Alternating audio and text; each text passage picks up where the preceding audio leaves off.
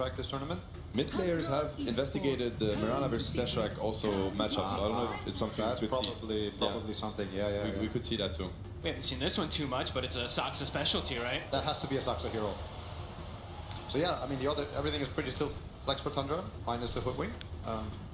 Quite like the concept, at least, versus Lesh, because the biggest problem about this hero is just knocking him down, right? Not letting him use that Bloodstone to effect to just heal up. Hoodwink with the shard and everything too, you amplify damage that everyone else is doing, you have the high burst from Sharpshooter, it's an interesting concept that could... And they also have a very long range high nuke. Oh, there we go, secret goal for the Enigma. I'm actually very happy to see that. I think it could also be a support Enigma. I've seen Poppy play that Enigma himself. I mean, he's been very famous for his Enigma over the years, but he actually brought it back to his own kind of playbook very recently. Obviously, it could very well be an offlane hero and Rezel's hero. That's probably the most likely, but we'll see what Secret goes with that.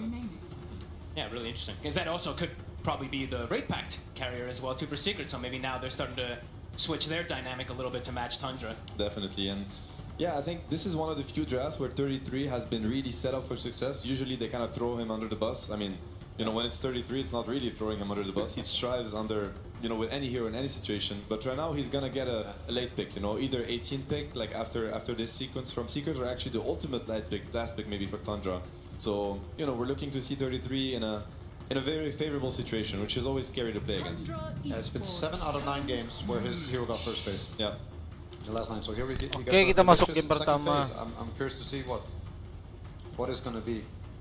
Beast is out, Brood is out. Visage is still in, but last time he picked Visage, they lost. He's played a lot of Tide also with a lot of success. It could be a hero he looks at. 10 seconds remaining. We'll see. I mean, he could also be quite innovative and, you know, do something we haven't seen him do yet. 5 seconds remaining. But yeah, we see the Lich, so most likely the heroes are going to get blocked. Like Nisha's most likely the Lesh, Resolution's going to be the Enigma. So one of the trends we've seen this tournament, obviously this Leshrac has been dominating, and one of the answers to this Leshrac has been a heavy amount of physical damage. It's something that punishes the Bloodstone, you know, when he kind of dies through the tag team or the Slaughter. We've seen the Snipers, the Linas, and then we've also seen, as an answer to that, the Liches and the Sven with the Shard or Lich Frost Shield, kind of helping the Leshrac fight through. In that case, you know, Tusk counters Lesh, but Lich helps Lesh play against us. And we're going for the Naga. Ooh. I think this is one of the stronger strats that I've seen come out of Tundra and also in the meta. They get the classic Naga Mirana, but it's also this very long range, kind of hard to get heroes Okay together. guys, kita masuk game pertama. It can be a real pain Secret to Tundra be an final. Enigma, to even be a Leshrac in these type of games. And it seems to be Tundra's international style that you guys were 2022. mentioning also too, versus opening up the map. Saya, That's what this hero BBC. always allows you. It lets you pick and choose your battles when you want to. When you're playing versus something like high cooldown like Enigma, can tend to thrive. If you want to visualize how this game might play out, you know, for Secret, think about Tundra, first of all, is one of the teams that utilizes nighttime the best, I think. You know, they respect very much the 2 sequences in Dota, that is daytime and the reduced nighttime vision. So they usually go on the offensive on nighttime, which is actually a key factor on how they dominate their games. Think about nighttime, playing versus Naga Illusions, playing versus Naga Illusions, scouting your heroes, Moonlight Shadow, you do not see heroes, and then you have this Tusk, Hoodwink, bottom kind of high bursty heroes that can just pop a Leshrac, pop an Enigma right away. That's the kind of pressure, in and out pressure that Tundra really excels at in team fights, and Naga fits that style perfectly. All their heroes are really designed to do so.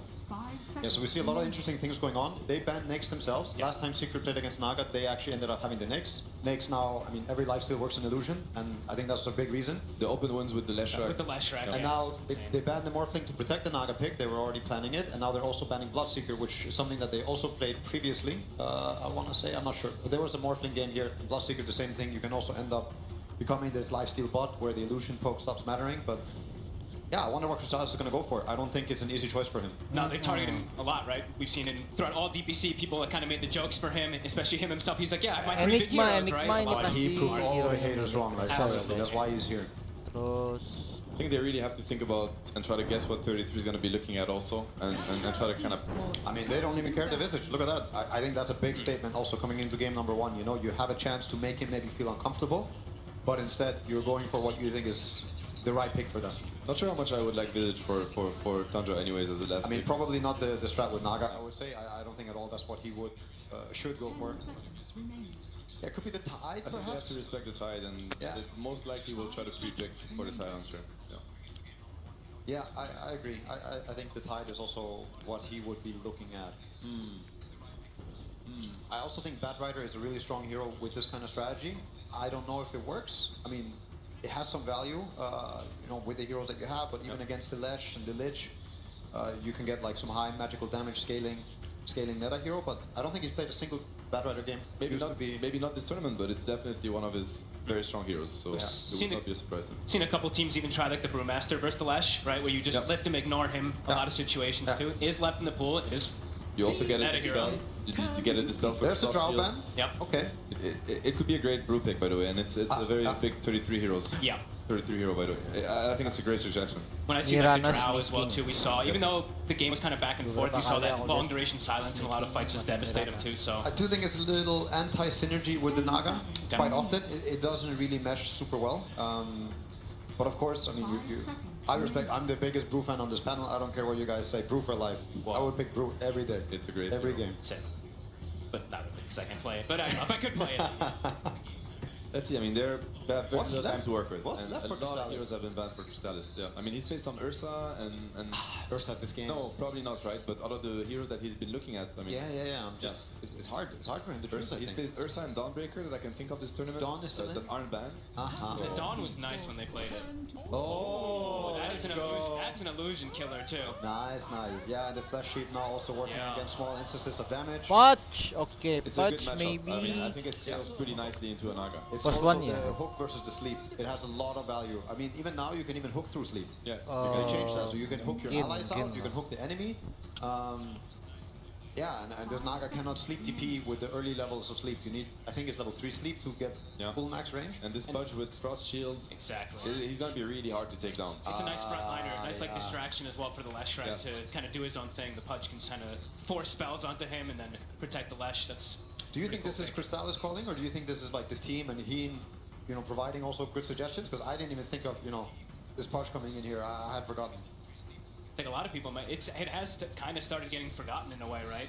But because Lifestealer was so prominent, people have started to learn how to like play versus it. But And he goes They will play go now. for But hey, isn't this Ah. Lich Pudge against the Tidehunter? But I think That's- he looks at all of the tight bottom, chain stun, with Of course, the of course, It's yeah. like they're going for their bread and butter strat. And obviously, I do feel like Secret covered very nice angles.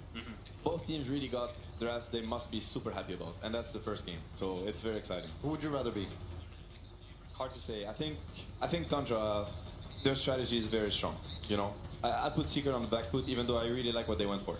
So I believe that this is just too good of a Lesh game. I think Lesh is going to pace on them, and I think it's going to force them into these early fights. And with the early game that I see Secret having, I would have to go with Secret draft to draft, even though I'm also the biggest Naga lover on this panel. Like, I think Naga is an incredible hero. I think if it goes past a certain point, I think Naga is going to start being too much of an issue. But I think Secret's going to roll on them. Foggia, yourself, I mean, that first pick sort of still standing strong as these two have sort of said. And Nisha, he's sort of been the one to stand out and kind of single-handedly carry Secret through some of the tougher games. Is this going to be another one of them, or do you think Tundra do have the methods to deal with this Lesh? I'm with my boy Johan. I think this time I like the less Pudge versus the illusion strat. I think it's going to be pretty hard for Skeeter, but maybe 9. His Tusk has been miraculous in some games, so eyes on him.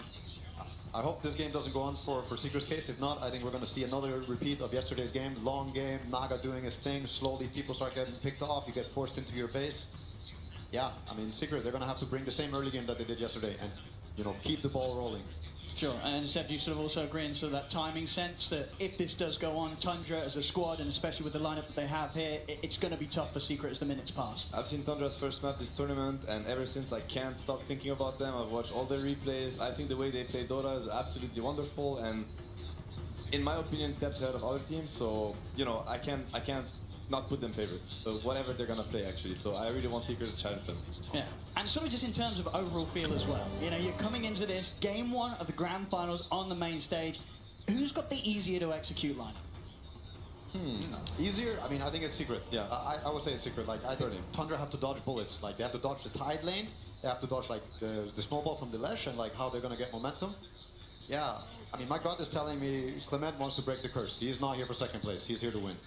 Okay, well, thank you very much, boys. Looking forward to having you join us for Game 2 draft. But for now, just before the game, we're going to be able to head over to Slacks and hear from the coach. Thank you so much, OD Pixel. Hello, I am here, ladies and gentlemen, with Howie 2000 from Tundra. First time we're saying him today. Give it up! Oh, there we go!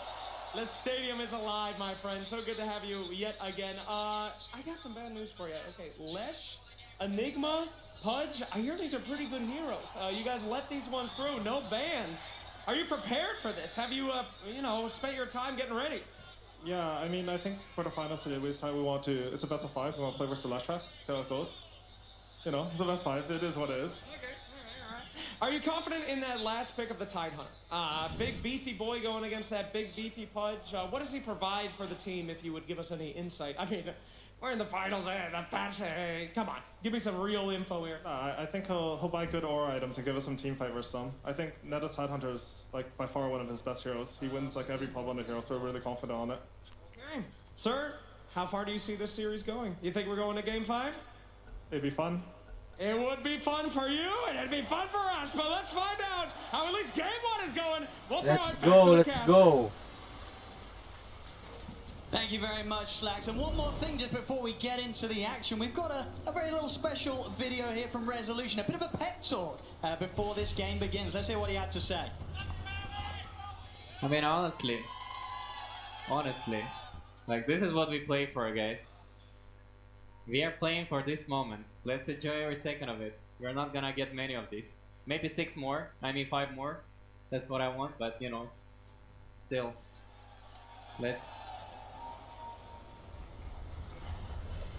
Yeah, we go. got some fantastic words there from Rezo. Smiles all around as well. Very much ready for the game. We'll see how ready he is, though, because Tundra, they're going to find him here for this first bit of action. Trapped out by the shots, or maybe not. No, we can't quite get around. Doesn't matter. He's going to get hooked. Woo, nice hooks, baby. Okay, first blood, siya ba? First kill gets first blood for Saxa. But in Saxa, return, first Nisha blood. will be able to pick up the kill onto 9 there off the back of that excellent hook for Chrysalis. Trade. But Nisha, as you mentioned, he gets the kill, so we'll get that earlier bottle for the matchup mid. And yeah, let's look at all these lanes, how they're going to be broken down, right? You've got the snaking. He's been playing this Mirana time and time again throughout this tournament. 4 branches, strong laning items, and we've got this this 33 tied with Saksa on his hoodwink. Something they haven't played too much as of late, but they used to play it a lot. Get a hook onto the tide, they'll be just fine. But yeah, lots of physical damage coming out from this bottom lane. Something that I think can be sometimes I deceptive. mean, look at it. Nisha's kind of interested in getting involved in a bit of a chase there. Okay, well, they blocked But, the won't play. continue to take any more attention away from the middle lane, or just be left to Chrysalis and Puppy to chase 33 down a little bit. Chrysalis, of course, having to be careful himself. We'll see them settle here into the lane stage. And, you know, we've got to sort of talk about as well comments there from Aoi before the game. Do you sort of like that approach? Game 1 of the grand finals. Oh, yeah. POP I like hero it. in I just like to it. see if you can deal with it. You've got many games to recover if it doesn't go great. You know, it's something that people always Secret talk about with Nisha, Puppy, what he does. He gives the team their Nisha, heroes. If he beats it, then it's like, oh my god, you know, you kind of break a team strategy. So I think it's a really cool approach. And just looking at these lanes now, we have the Lich Pudge versus the Tide versus Hoodwink. Both of the bottom heroes on Secret starting with Root Protection to deal with that physical damage, to try to tank up. Because sometimes, like we mentioned, it can be a bit deceptive. So look at some of these lanes. I mean, overall, who do you have the biggest concerns for? Anybody going to have a specifically tough time in these early minutes? I'm looking at bottom, to be honest with you. I mean, it depends on how much damage they're able to do with this like Gush plus this Acorn shot, but it's a lot of magical burst that could sometimes trip up a Tide, so see if 33 is able to hold up with it. They are pretty limited on regen also, but it tends to be, you know, the Tundra approach, not having too many tangos. They like their mangoes a lot. And this mid lane matchup in particular, you know, of course, 9, one of the fantastic mid players to just continue to bring these heroes in that nobody else will really consider playing mid. Here he is, of course, bringing out the Tusk once again in game 1 of the grand finals. Up against the Nisha Leshrat. You've got to imagine on paper, this is not going to be too easy for the Tusk, right? He's got to be careful against Nisha. I think just because of that kill that Nisha gets, you know, the bottle being coming out so early. Otherwise, I've seen this Tusk actually be pretty decent in a lot of these matchups this range. But yeah, I think Nisha, he's going to have a blast. Is under attack. Chrysalis is going to be okay here. Both spells on cooldown. Saxa and 33, so no further chase, but fair bit of a harass, keeping Chrysalis pressure underneath the tower. Starts to get easier for Secret once they get the Frost Shield levels, which they now do have, so a lot of that physical damage resistance for Chrysalis. But as we've seen so many times, Tundra, this offlane, these two, they're special together. There's something about them. They even lane matches you think they can't win, they sometimes end up just doing some type of crazy lane shenanigans and getting out ahead of it. So let's see how they do adapt. I mean, what are some of the things that they do so well that kind of means that they countless times they are the duo that's just winning out in this lane. It just feels like they always know how to trade a little bit better. Either they either trade or they just do these constant lane pulls, shenanigans, and sucks, and just re-manipulating where the lane positioning is. So it's just a Tundra specialty. Same top also starting to have a bit of struggle as tends to happen versus these Enigmas. The Eidolon's building up. Christless will be okay. I mean, that bottom lane really... It's the lane very to much, watch. it's a case of, how much do Tundra try and push for that kill on the Pudge? Yeah. Before Chrysalis is suddenly getting buffed up and able to turn around. Saxa in particular has to be very, very careful how close he gets to the Pudge. Up on the top lane so far. Any sort of surprises here? No, not so much. I mean, the Eidolon spam, it continues to happen whenever you are playing those carries. It's going to be affecting you a little bit. But Skeeter, he's holding his own, him snaking. They have kill threat constantly, too. The early point in net with that arrow combo. So something to look out for, especially on Zayat. But Rezo, he's always got those Eidolons, so they have a lot of ways to protect and block arrow combos and stuff like that with the summons. Yeah, and all in all, in terms of the how good the game is for the Enigma, how good is it for Rezo? Is it going to be easy for him to have impact with the black hole, or is this going to be one of those games where it's kind of everything else about the hero that's going to have its strengths? It feels like that tends to be the story for the Enigma a lot of times. But if you look at his items that he's got queued up, we did mention the Wraith Pack comparison of the team. He's going to go for the black hole plays and just play around his Maleficent systems from a distance. Yeah. Absolutely, I think something that we'll be very, very happy to see. None of this sort of race pack rubbish, we want the action, we want the black holes. Hey, if you look at the way the lineups can go, at some point there is going to be that lack of BKB disable, of course, for the Enigma. Sure, they're going to have to sleep and reset and do these kind of fights that we see Tundra do a lot of times. We see a lot of teams do with Naga Siren, but could get to some points where you have to take these fights. Bottom is he lands it. Nice hook! They've got a blast as well to slow Saxa down, but because the creeps are pushed in, tower hits will be tanked up by the wave, so Saxa able to walk out. But Chrysalis definitely shown so far. I don't think he's missed a hook, really. Every single one of them on point, so gotta watch out for those down the road. But 33 is free form. So that lane that we were taking a look at, they've actually been able to solidify for this Tundra pretty nicely with Saxa's harassment. And Chris is just staying kind of low, which is a bit scary. He could constantly be getting on. We'll have that ring of health coming out to him, so likely to be consistently in a position where his health's a bit higher. Saxa will find himself on top of Chrysalis. They're trying to get a pressure on towards the Saksa, pakai bisa survive. stick charges at the ready. Oh, siapa yang dapat kill duluan? Oke, pas siya dapat kill duluan. So Tapi, push for the kill sangat there on the menguntungkan carry. untuk I imagine something the Red Tundra's going to Hunter. be pretty happy with. Saxa goes down, but all according to plan, I'd imagine there for Tundra taking down Chrysalis. Yeah, they just have, like we said, there's just such an interesting approach to the way they do it. Even the blades of attack being picked up early on 33, not going for any tanky items. This is a fighting build. Phase boots right away, trying to benefit off that Blightstone, any type of minus armor they can put onto this punch. Oke, It worked. lain And sudah this is sort of the classic Facebook. def you see at Yeah. this sort of moment from supports in that bottom lane. Me and Saxa can get over the mid, get the bottom top back up. Definitely the sort of trades that if you're secret, you're not going to want to Kita lihat di sini ya, tadi Red Hunternya nggak Be a bit more careful when they make maksimalin calls to skill connect the duanya kills. ya, karena Up top, di lane-nya itu not enough to chase. kurang Catch on physical bottom, though. damage, jadi dia Constant ngambil aggression skill on these 1 sidelines. untuk Once masuk again, musuhnya. Nah, Chrysalis ternyata trying skill his best satunya to ini trade, but berguna especially when gitu it's untuk 33, patch. that's the one Waktu dia on top ngejar of him, not at a point ngejar where si Pudge just has enough damage to kind of bring Oke, down the tos, tide. apa lagi? Knights able to threat Tidak him. ada mana? Up in the top jungle, Siapa yang Zayas is menang? snaking. Snaking might be able to get this. Same time in the mid, Ini Nisha kita lihat mid. got a decent amount of mana. Oke, wow, tidak guys, keblok sama creep sendiri. Nisha bagaimana ini ke body block sama creep sendiri. Yeah, you see that stat build for Saksa, Working nice. Nisha. Very low. Oke, oh sama-sama scroll. Oh, HP, snowballs. Verifier. Oh my god, dapat kill tuh beneran nice sekali guys. Nice. Permainan impresif dari Saksa. Dia ngeliat tasnya karat di tower, jadi dia langsung jalan And ke now mid. look at bottom. That fits Oke, okay. kita lihat Crystal is Stalin patch. too much. Dying. Oke, skill 1. Oh, tidak ada mana. Apa yang terjadi? Mati lagi guys. Patnya sebagai pos 1 dan 2 kali mati sebelum menit 10 ini. Menjadi PR ya. Udah ketinggalan gold, nanti udah ketinggalan level, ketinggalan gold. And it's into like secret. They did the preparation, right? They had to bring the protection to kind of try to protect versus physical. They had the frost shield, but it's not enough. This build from 33, going for that Wraith Pact, more than likely rushing it. He's gonna have to keep his sustain down there too. Top lane. Oh my god, 100 arrow, tapi tidak. Oh, Resolution mati guys, dapat one hit, sneaking one hit, nice, pembalasan dendam lumayan, tapi tidak menguntungkan untuk secretnya, malah menguntungkan untuk Tundra dapat kill, post one-nya dapat kill, naganya dapat kill sebagai carry. Oke, punch. Really clever moves, really clever positioning as well too, and we're probably going to see more of these rotations, 15 seconds until we do have that power rune coming out, so eyes on Saksa, see if he does make the rotation, even filling up again for Knife, so I want him to be as fight ready as possible. 3 heroes collapsing on both sides. Trying to get the chance to trap him in there with the shards. Won't quite find it. We'll see 8-minute power room where it's going to be. It's going to be top. And What's see the big this one? time they'll be able to hold on to it. Nisha able to grab it. Snowball coming out the way of Zayat. Connects Only the going to stun. set up for the stun for Nisha. He's ready to run down 9-9. Has got the help for Saksa. Sekali lagi Saksa, sangat baik sekali tapi terlambat sepertinya. At this time, Mid-nya Secret juga building in the mati, extra makanya dia firepower langsung required jauh. around this mid lane. They're going to make sure that this time Kita round lihat Nisha is not patch, left udah alone. kalah level, kalah gold, kalah last hit, 2 kali mati sebelum menit 10. But after Kita the lihat start of aja. lane phase, it's looking Tapi really lumayan nice ya, for udah Tundra. Even though dapat we were up against some of these 2 stack. could be tougher lanes, they've done excellent versus the Naga Siren 2 farming stack perfectly flagshipnya. fine versus the Enigma. Even getting that early kill is a big deal, so Totalnya berapa? they want to start getting a little more Oke, active. smoke pertama dari tim Secret menuju ke Naga Siren. Level 6 is on 9 for the Enigma. Rezo. Karena mereka tahu Enigma udah level 6, Black Hole guys, saudara-saudara, dapat Naga Siren dan juga Tuskarnya mati, nice. Pembalasan dari Resolution sangat berarti sekali. Saksa terlambat TP, apa yang terjadi? Aromis. Saksa berlari ke hutan.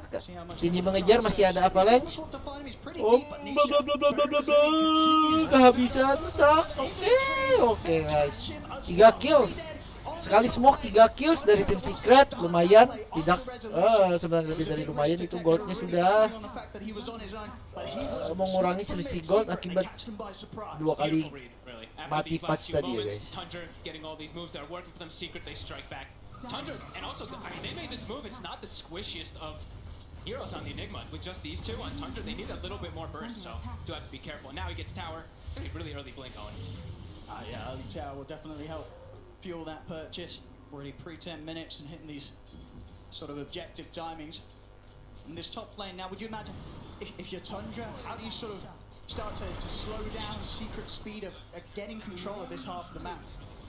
It's not going to be easy. They might have to just start making moves elsewhere. Maybe use the illusions just to scout things out, but it's not going to be easy for them to really just contest up versus Rezo now at this point. After dying once, it kind of dissuades you from really going up there until you do have, like, Sox having level 6 to have that extra rate of burst damage to follow up with the Tusk. Might look to start playing around 33, I'd imagine. He's the one who's having that incredible game. I believe he has the Vlad's finished, so maybe looking to start pressuring this tower down here. Of course, he has that Ravage good to go if he sees a chance to set up for a kill on Crystallis to get some extra help. They're going to toss back onto Snake King. Doesn't stand a chance against the amount of damage Oh they've my got. god, apa yang dilakukan patch? Crystallis. It's got the bang. Dia nyoba gigit They try to Red clear Hunter first, but sendirian ya, meskipun di dekat tower. Red Hunter itu lumayan. Oke, geng dari mid, dari Tas. Tundra, you know, they sort of learn from the mistake up top. They don't want to try and Oke, push these kills Secret too much. langsung They know that TP Secret at the sebagai moment they are backup, full responsive tapi mode. tidak It's a ada pretty devastating lineup to try to perlawanan commit into karena these mereka kills tahu too. kalah As you saw, jumlah, that Tundra Black kalah Hole, also jumlah. Chain Frost for the Lich. He can just turn any type of these Tosnya memilih tides. mundur, fokus mid, mencari gold, mencari XP. Being much more careful now. Sedangkan Tiny masih stay di atas karena dia tahu dia udah maksimalin avalanche-nya, bisa menghabiskan seluruh illusion dari Naga ya, karena Naganya masih belum tanky banget. Kita lihat aja apa build Naga ini yang cocok, apakah Manta ataukah Orchid Things are close. So, atau langsung Skadi. Oke, kita lihat patch masih sendirian di lane bawah karena mereka tahu teman-temannya tidak ada TP, sudah digunakan TP 1 menit lebih. Apa yang terjadi? Tosnya masih stay di bawah karena mereka tahu, Tundra tahu Secret sudah memakai TP. Dan apa yang dilakukan mereka berdua di atas ini ya teman-teman Secret? This Hoodwink seems to just be the specialty. Double right? damage His dari first damage, Naga he got 6 lumayan stats. untuk farming. Radiant structures are Should be able to Okay. set up for this tower, finish it up. They still Mereka have lebih two, so the threat. Secret lebih Secret memilih look like push they're tower gonna play on mid the other side of the map. Nisha karena gonna start hitting itulah ya He pretty much had the tugasnya Bloodstone hero done. Lishak ini lebih skillnya itu lebih cenderung untuk mempush ya push He's tower. had many of these games where he's been at the top And he'll have this, throughout the whole match. he'll have this Bloodstone a bit before the Wraith Pact is gonna come out too. So we've seen a couple times Wow, Tundra, udah they've hampir counteracted Bloodstone. this Bloodstone a lot because you just prevent how much damage he does, you prevent how much healing. So if they do get that timing, Secret could start to take advantage of the map a little bit here. Bloodstone is done, so playing around this last Oke, shit, udah jadi Bloodstone menit 12-13 ya guys, lumayan cepat ini karena dia dapat kill di atas dari black hole pertama tadi ya guys. A Secret, they know how strong Nisha Di is. satu sisi Tide Hunter-nya udah level tinggi, jadi udah maksimal skillnya bisa nge-push tower sendirian. Oke, Saksa membuka map, mereka tahu ada geng. So maybe unlikely now Apa for yang Secret to terjadi? be able to make this Tide-nya nggak akan takut karena Any sort of a surprise. Quick turn with the bushwhack, make sure that there's no further jump. Ravage online. Apa yang terjadi? Ready to turn the trap side. Nice arrow, nice fucking combo from Tundra guys. Oke, Ravage online tidak ada perlawanan. from a distance, you don't really need to commit too much of anything. Secret tahu karena mereka punya Ravage, jadi mereka memilih mundur kalah jumlah. Not getting them anything big. Does show that the Bloodstone is finished though, so I think Tundra Naga gonna keep tabs memakan on that, sit back 3 farm a kali little bit, stack wait until they have an opportunity to dari actually big catch camp. this slash when he split away from his team. Lumayan, langsung menempatkan Naga di posisi kedua dari perolehan gold sementara. That they have done for the Enigma. He still has pretty good timings on his items. Udah langsung ya mantai ya, dia langsung mantai nih guys. Karena dia lebih manta lebih cepat farming. Back up a little bit more for him. As you can see, the wall control, it's too bad at all for them. There's not any deep vision from Secret around this area, so Tundra pretty happy to continue to hold this area for Skeeter to keep the farm up and stay up there towards the top. Only a couple of hundred behind Nisha's farm. They got the Wraith Pack down now too, so they probably can Udah look to just jadi run right back pack into this Tide Tundra. Hunter. You do need to Oke, just watch out for nice big karena openings dia that are in free there di too. bawah ya. Plus that black hole. Free lane, Just need to be free careful kill. how far they overcommit Udah langsung versus Secret's right pretty pack. tanky Jadi lineup. right pack. As we've seen Oke. many times, you've got to be careful how you try and poke Lumayan towards dapat Tundra. kill When untuk Knife's bermain. around, he's just Right pack trapping ya, you in the agak shards every single time you step up nggak alone. tahu apa yang mereka Nisha pikirkan takes ya the guys, dash karena through. We'll see tim if he's able Secret to nggak chase ada down and in return. Nice kurang little physical sidestep damage there ya. from Nine. Make sure that he doesn't get caught out by the Miss. stun. Tundra's Miss back stun up dari in Nisha. tower. Nisha won't be getting any kills today with this haste. Nice. Masih ada haze. Oh, arrow connect. Ravage online. Oh, tidak berani menggunakan. Tidak berani menggunakan. Lebih memilih mundur. Menciptakan space. Udah langsung vanguard aja si Pudge meskipun 2 kali mati di bawah. Vanguard. Agak terlambat gimana? Oke. Saksa masih membuka map. Kita lihat Nisha sendiri mempertahankan Ravage setelah digunakan demi mendapatkan Nisha ya, karena mereka tahu gold untuk membunuh Nisha Lishak ini lumayan besar ya, jadi mereka akan use everything dan untuk mendapatkan tower mid, karena mereka tahu kalau Lishak udah mati nggak ada yang bisa nge-defense tower mid lagi, jadi mereka use everything. Mereka melihat Pudge datang, bagus sekali meskipun nggak punya ward. Tim Tundra mereka masih bisa open map, ada sneaking dan bayangannya dari Naga untuk open map. Mereka juga punya satu ward di atas triangle dari Secret. Oke, tidak ada gold dari Secret karena mereka punya skill online semua. Seharusnya mereka menggunakan, oh iya, Nixnya udah punya menyiapkan smoke satu ya, karena mereka tahu Ravage-nya sudah offline, sudah digunakan, dan Naganya lebih berhati-hati dalam farming karena dia bersiaga kemungkinan datang gen dari tim Secret. And yeah, that deep vision, Tundra. I mean, having these deep wards that haven't been taken out is a big deal right now. 4K lead for Tundra. Oh my god, 4K lead karena mereka membunuh. Meskipun udah ngedapatin tower mid dari Secret, Tundra udah 4K lead ya karena ngebunuh Lishak tadi. Lishak udah jadi Boston, level tertinggi, jadi meng-kill Lishak itu udah. Mereka tahu resolusi ada di sini, resolusi terjebak. Nice combo, Arrow, combo jahat dari Footwing sama Mirana. Dirty combo, fucking dirty combo. Langsung 5 kali lead.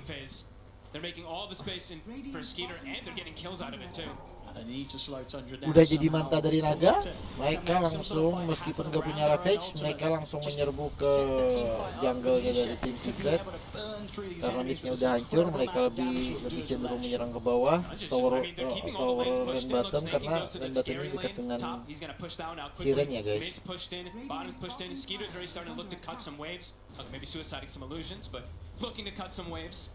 Wow, lihatlah permainan mikro dari Naganya bagus banget, memotong creep wave, membuka map. Mereka punya semua vision.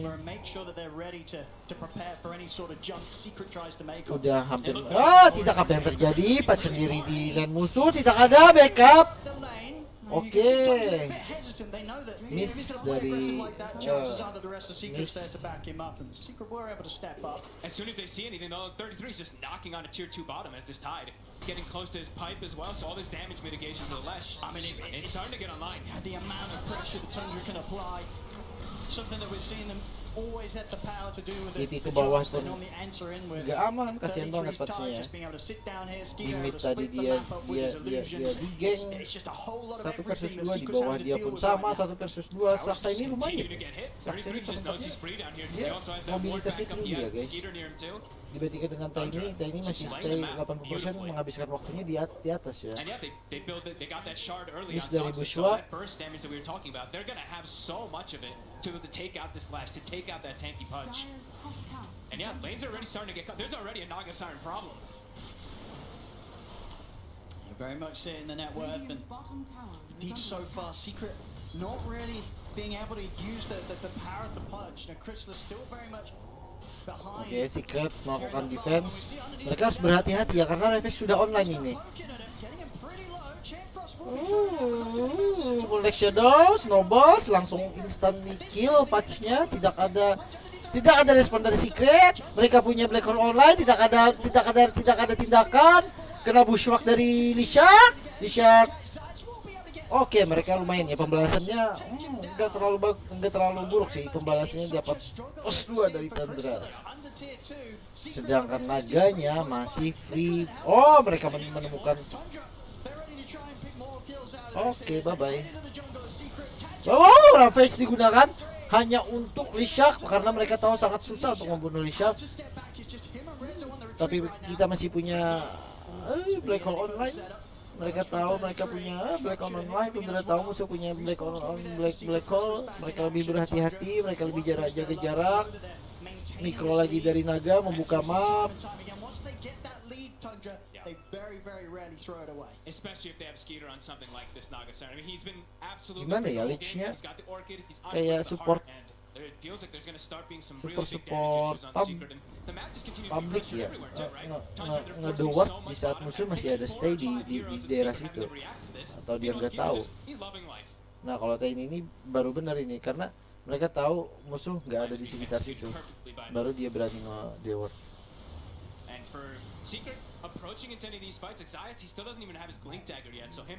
Oke, Blink Dagger online dari Resolution dari Enigma. Dia nggak rush BKB karena tim Secret ini kurang inisiator ya, karena Tiny-nya masih belum punya Blink Dagger. Kalau Tundra meskipun nggak punya Blink Dagger, mereka masih punya banyak inisiator ya. Skill satunya Tide Hunter, bushwhack-nya siapa? Footwing sama Arrow-nya Mirana. Kalau udah online sama ini snowball-nya touch. Kalau udah connect semua skillnya mampus 1 atau 2. Minimal double kill mereka dapat. Passing moment. Sedangkan tim Secret masih kurang inisiator ya. It's getting further and Masih further membutuhkan Blink ahead. Dagger dari Tiny, Blink Dagger dari Enigma, meskipun Enigma langsung rush Blink Dagger. Bagaimana dia, entah bagaimana nanti dia. Oh, sudah Orchid aja ya Naga ya. Menit 22 Naga sudah punya Orchid hanya untuk Lishak. Jadi kesimpulannya Lishak harus mempunyai BKB, tapi dia lebih memilih Hearts of. Oke. Enigma, Blink Dagger masih belum punya BKB. Terhadap lumayan greedy sih. Aro, Mirana ulti, dia tahu Mirana ulti, langsung Lishak TP top, tapi tidak ada respon. Oke, kita lihat apa yang terjadi dengan Tiny. Tiny tidak mempunyai itemnya, Blink Dagger masih belum jadi guys. Oke, Avalanche mereka tahu. Oh, tank Black Hole hanya untuk Tide Hunter karena mereka tahu Tide Hunter sudah sangat tanky ya di menit sekian ya. Punya right pack, 5 of insight. Jadi mereka tim Secret harus use everything untuk membunuh core core-nya dari Tundra. Dan lumayan nambah gold sedikit untuk BKB-nya ini ya guys. Mereka tahu apa yang terjadi. Baswa. Oke, itulah yang aku maksud dirty combo tadi. Lotus now done as well for Nisha, so a little bit of an extra way that he can try and prepare himself for the fight. Give him a bit of a better shot of not being blown up.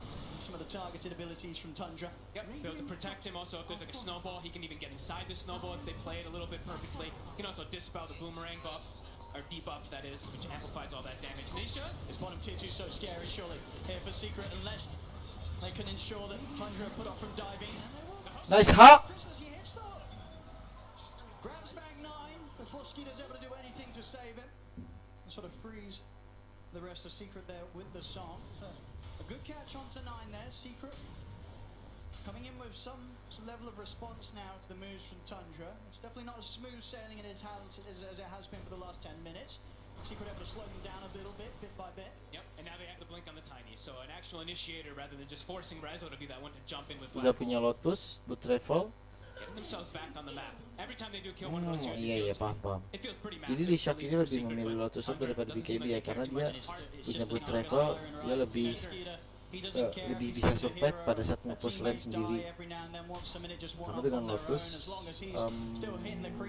silent dari Orchid akan hilang. Tapi kalau udah BKB, kalau udah lama, dia hanya bisa dipakai sekali-sekali. Kalau Lotus bisa digunakan berkali-kali.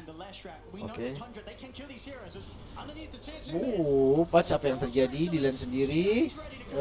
Orchid tidak, lambat sekali respon dari Secret. Apa yang terjadi dengan Secret? Oh my god, Enigma punya Blink Dagger lama sekali datang ke mid. Apa yang... Oi! Enigma! Oi! Ravage digunakan, ayolah Black Hole! Oh, Black Hole udah dipakai ya? Sorry. Casternya goblok, maklum, casternya goblok guys. Ini masih 30 detik lagi Black Hole. Udah langsung taras naganya. Waduh, cepat sekali farmingnya. Menit 25 udah taras Orchid, mantap. Tadi, sedap. Dan nggak bisa diapa-apain lagi. Patchnya nggak geli-geli aja patchnya. Also, we saw our beautiful observer point out an extra cloak purchased up. He is going to be he was queuing up Blink from. Really looking for that damage mitigation, making sure the Skeeter will probably never go down. Entahlah apa yang mereka pikirkan. So for Secret, next few moments pretty difficult for them to look for these fights. Multiple Blink daggers. You see even Poppy gets a Blink. They need any type of follow-up. They need the big burst, right? If they catch 1 or 2 heroes in a black hole, they need absolutely everything. That's a lot of weight on resolution. Oke, ini udah punya Blink Dagger. Wow, Black Hole hanya mau itu kan. Nice hack, lumayan. Membunuh Mirana, nambah flash, stack flash rep 1. Apa yuk? Tough position to use Blackhole. Pre-BKB even to all these stuns into Song. I mean, he must be close to the BKB, right, Reza? Getting closer. I mean, he bought the shard, he bought the lens, so he has delayed it quite some time for him. So. And Tundra now, they probably are like, okay, well, no Black Hole, we can probably look for Roshan. Go to Roshan, indeed. They know that there's going to be no chance of Secret heading out to this area of the map. And they kill it fast. With Riptide, with Deso, with Gush. See all that minus armor coming into play on top of the Orchid. Secret, they are reacting though, bringing 4 heroes. Scan is going to catch them. See if they can get any sort of fight going here. It's not easy, there's no Black Hole to rely on. They're still dead. Straight into the fire with Chris as he wants one. Posisi yang lumayan tinggi ya patchnya. Jangan situ terus, kita stun Roshan, apa yang terjadi? Arrow connect patchnya.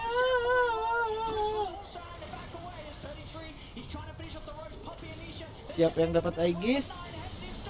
Rampage, Resolute, Enigma mencoba untuk steal Aegis tapi langsung Rampage dari Tekater. Nice hack.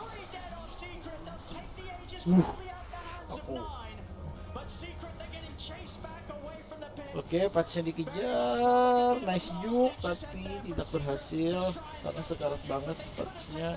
Mereka tahu Enigma masih stay di hutan, di pohon. Bukan dari gue, dari papa ya. Bisa punya Blink Dagger juga ya guys. Nah itulah Secret tahu mereka kekurangan inisiator ya, skill inisiator kurang. Jadi Rich pun papa pun itulah aku selalu disebut papa ya. Pemain legendaris. Jadi dia langsung rush Blink Dagger. Oke, epic war di goanya Roshan. Lihatlah damage yang mereka, magical damage yang Secret keluarkan dari combo patch sama Lishak, cuma mereka berdua aja, apalagi kalau sampai Black Hole-nya connect. Tapi sayang mereka belum dapat timing yang seperti itu karena itu tadi inisiatornya kurang. Unstoppable here so far in this game, 18k lead. And it's also, you know, Ravage, it wasn't up until that exact moment as well too. Stepping up in the mid, they've got the arrow connection. Oke, apakah mati? Kena Lotus off.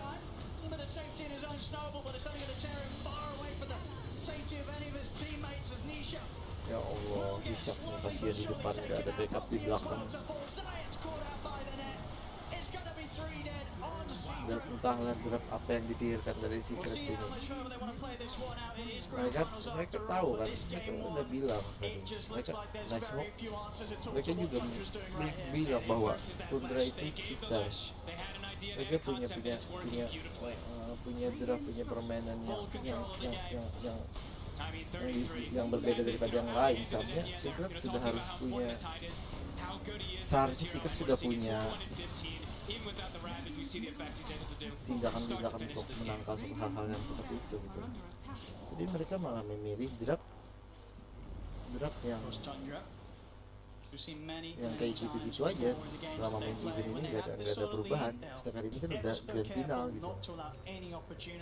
Oke, udah BKB online, Blink Dagger online, Black Hole online. Kita lihat mungkin Tundra menyadari Enigma-nya menghilang, dia para BKB, jadi mereka menyadari, oh guys, hati-hati guys, Enigma udah punya BKB. Loh, tapi kan kita belum lihat dia di map ada BKB. Dia udah menghilang dari tadi, dia para BKB pasti. Nah, kita lihat kan patchnya jadi umpan. Jadi umpan, Enigma hilang, Enigma miss, nggak muncul di map, mereka Tundra sadar, Enigma miss, sedangkan Ravage digunakan. Apa yang terjadi? Enigma masih muncul, belum Black Hole! Tapi masih kurang di damage dari tim Secret, tidak ada backup dari belakang, masih kurang of damage. Nice Black Hole, next BKB Black Hole dari Resolution. Aduh, sayang sekali masih kekurangan damage ya. Jadi, aduh.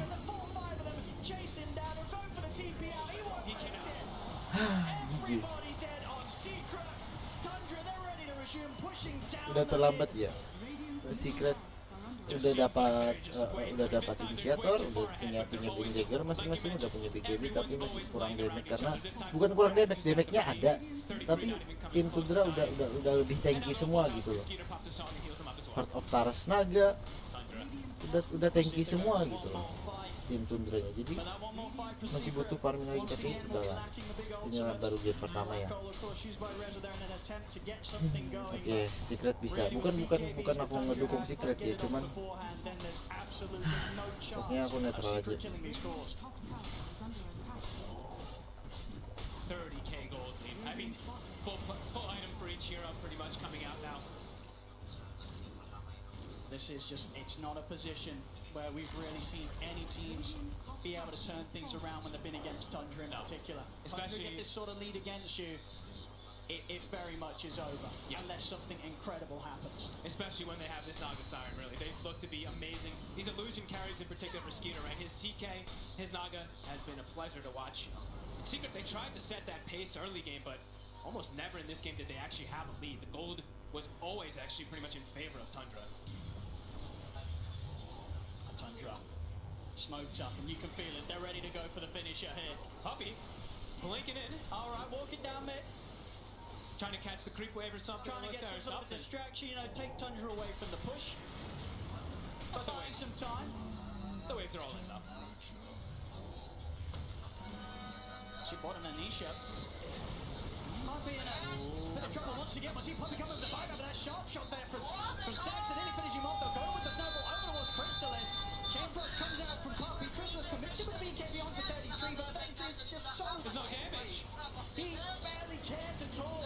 Got his punches on top of him. Another hook from Crystallis will catch on, but 33. Oopsie. It wasn't the cleanest combo, but at this point, Tundra, they don't even need to hit these combos. They'll just back off and reset. Not the Ravage into Song that, you know, a sort of blow away Secret, but they could afford to mess that up sometimes. They got a 32. Oke, 13 detik lagi.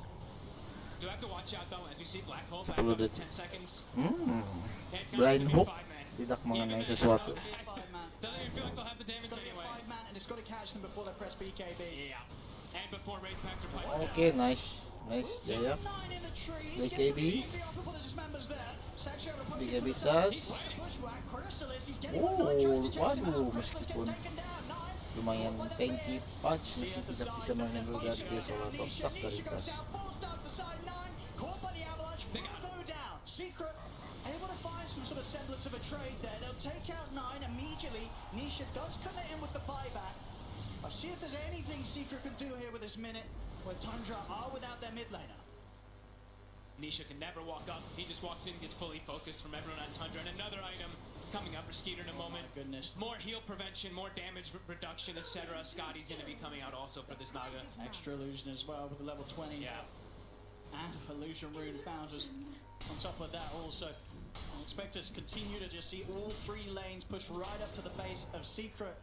If Secret are going to try and find that, what needs to be an immaculate team fight, 5-man black hole, it's just going to be so hard for them to do it anywhere outside of the base. Leaving this area of the map, leaving the, you know, the some sort of safety at the high ground, it's just so tough against what Tundra's doing on the map right now. Tundra's on cruise control. But Snaking's even got boots to travel on the 5 Marana. Nice.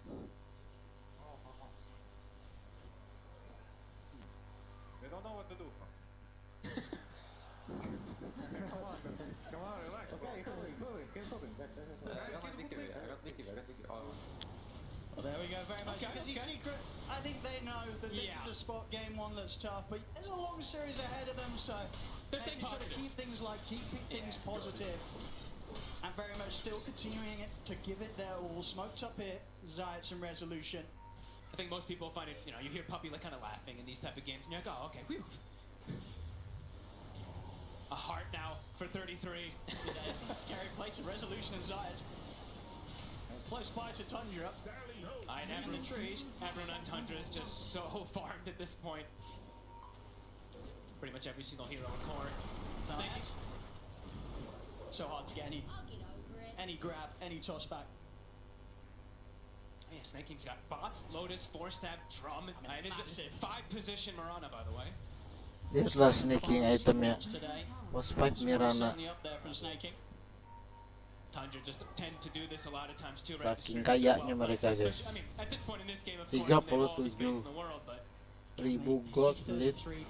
he's got 4,000 health. Nice toss, tapi yang ditos adalah Ted Hunter, dia yang sangat tanky. Masih kurang damage kan mereka. Oke, kujatan yang bagus. Kujat, blind hook, tidak mengenai sesuatu. A Secret just scrambling back up towards the high ground, and I tell you what, I think they're quite lucky to get out of there with nobody going down. They can't even, I mean, they tickle the tide. This build really from 33 is working perfectly. I mean, It's unkillable. the pipe wraith back we've seen so many times, but just throwing in this Mage Slayer because he sees that both cores are this magic damage emphasis. 6-1 and 21, exactly what you hope to see from your off lane. 4-1-15 on Roshan Skeeter. should be another one here for Tundra. Again, these illusions from Skeeter making sure that Secret, they cannot even dream of getting anywhere close to the Roshan. Every lane pushed in. Puppy, up for a journey, trying to maybe collect some bounty runes. Blinks will be okay, Slinking won't find him. But the Roshan Pyre, 40k gold lead, back to business. So they're just passing by the sort of 1k gold a minute, something that you very rarely see in terms of a lead in at this stage of the game. Pretty much a full nullifier done as well from 9. And even tougher to try and protect that core that gets jumped upon by 9. They're looking to go to, they're smoked. So many of these heroes just get immediately burst down, especially Puppy. With that Aegis, Tundra know that they can look to get into the Look at face of Secret. 33's taking the tower by himself, he's just anchor smashing it. Yeah. He's got the talent. Chrysalis trying for some sort of a hook. They can't stop him. I mean, what's his eyes? He's looking for a toss. Dah. GG yo. Go next game 2. Oh, BKB pasnya punya BKB. Enigma ayo Enigma. BKB Black Hole. Oh, BKB terus. Black Hole siapa? Song, it's healing him. Aduh. Pino kok kayak gini sih.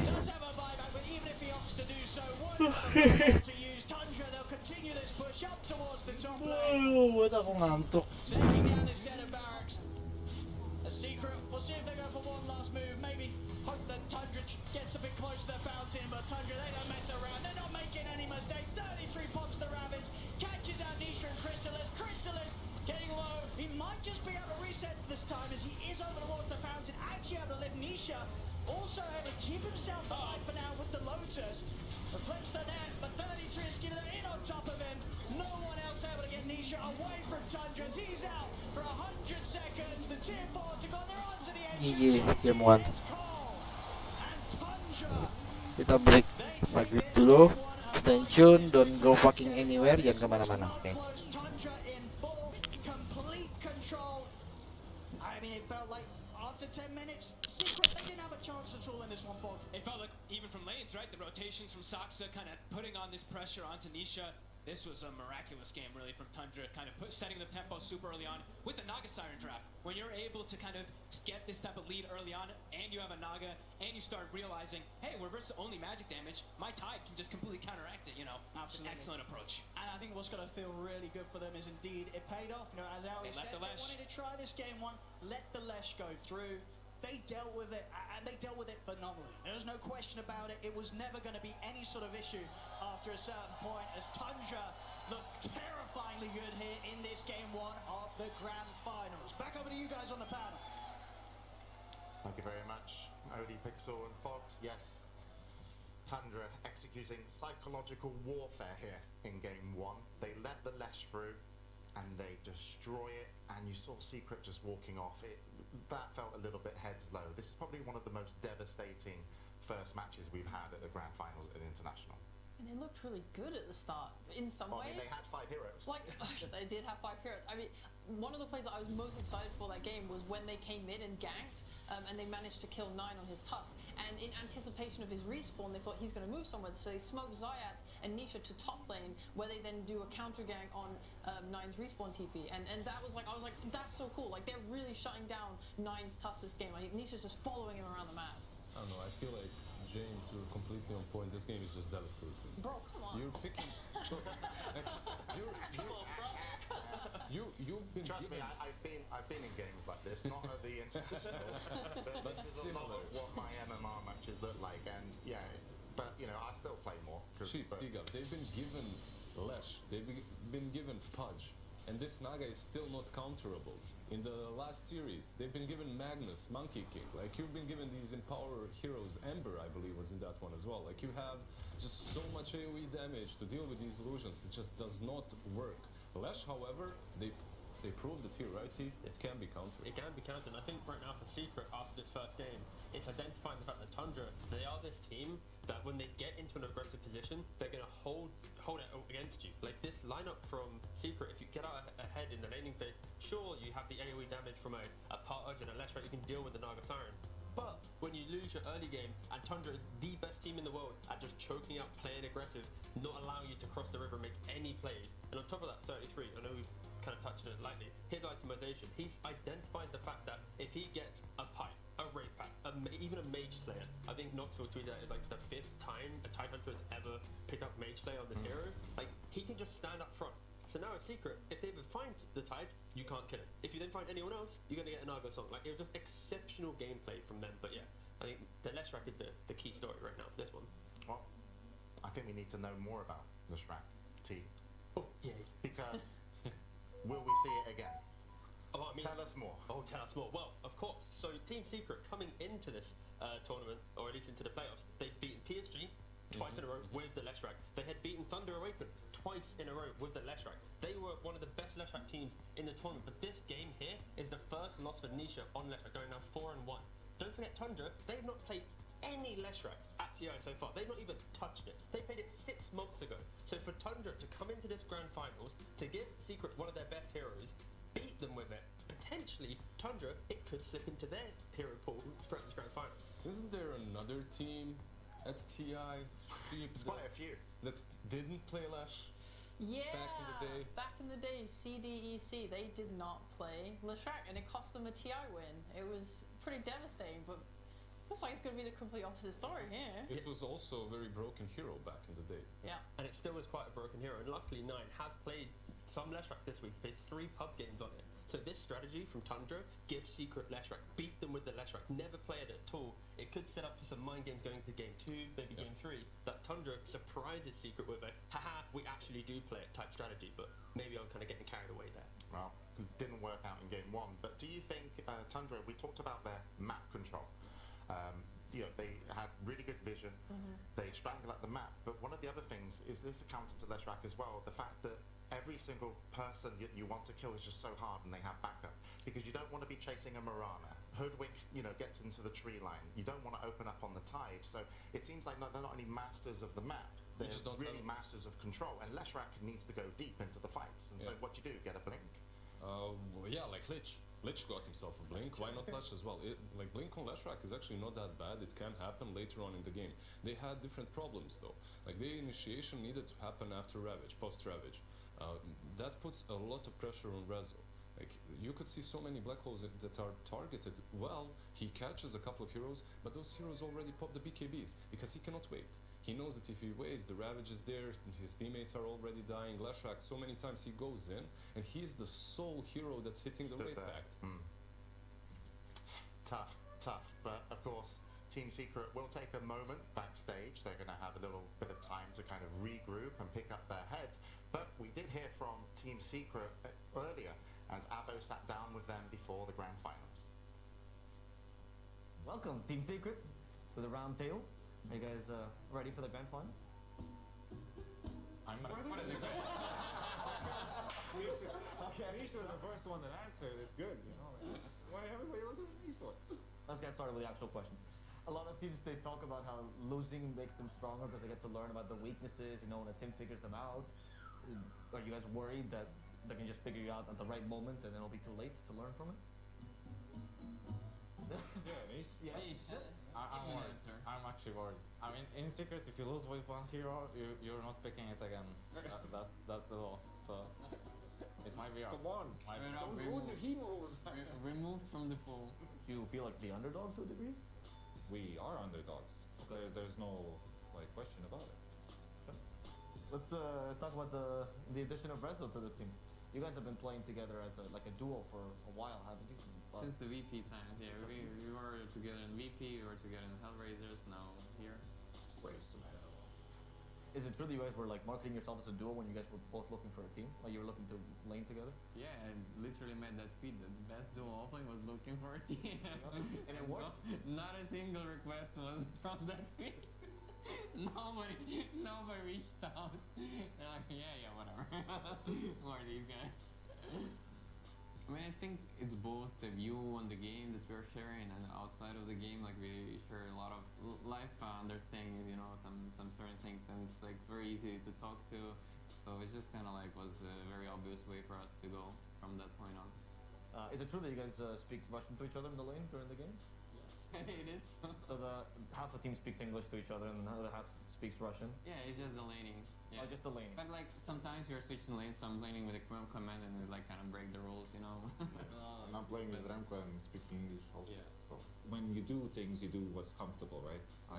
It doesn't bother us that they speak in Russian. To be fair, it's even like a benefit because we can zone out of it. Yeah. Not me, I actually hear it. But like for Remco's sake and stuff like that, like he doesn't even like hear anything what's going on. Yeah. I mean, he also has problems. He also understands what's going on, kind of. He's not hearing anybody. So to be fair, only Remco doesn't understand what's going on. We're all here, and we kind of get it. Let's talk about Crystallis as well. Remco? Yeah? Remco, yeah. Yeah. You guys have previously stated how he's a wild stallion, and you had to break him a little bit in the beginning. Wild stallion, what?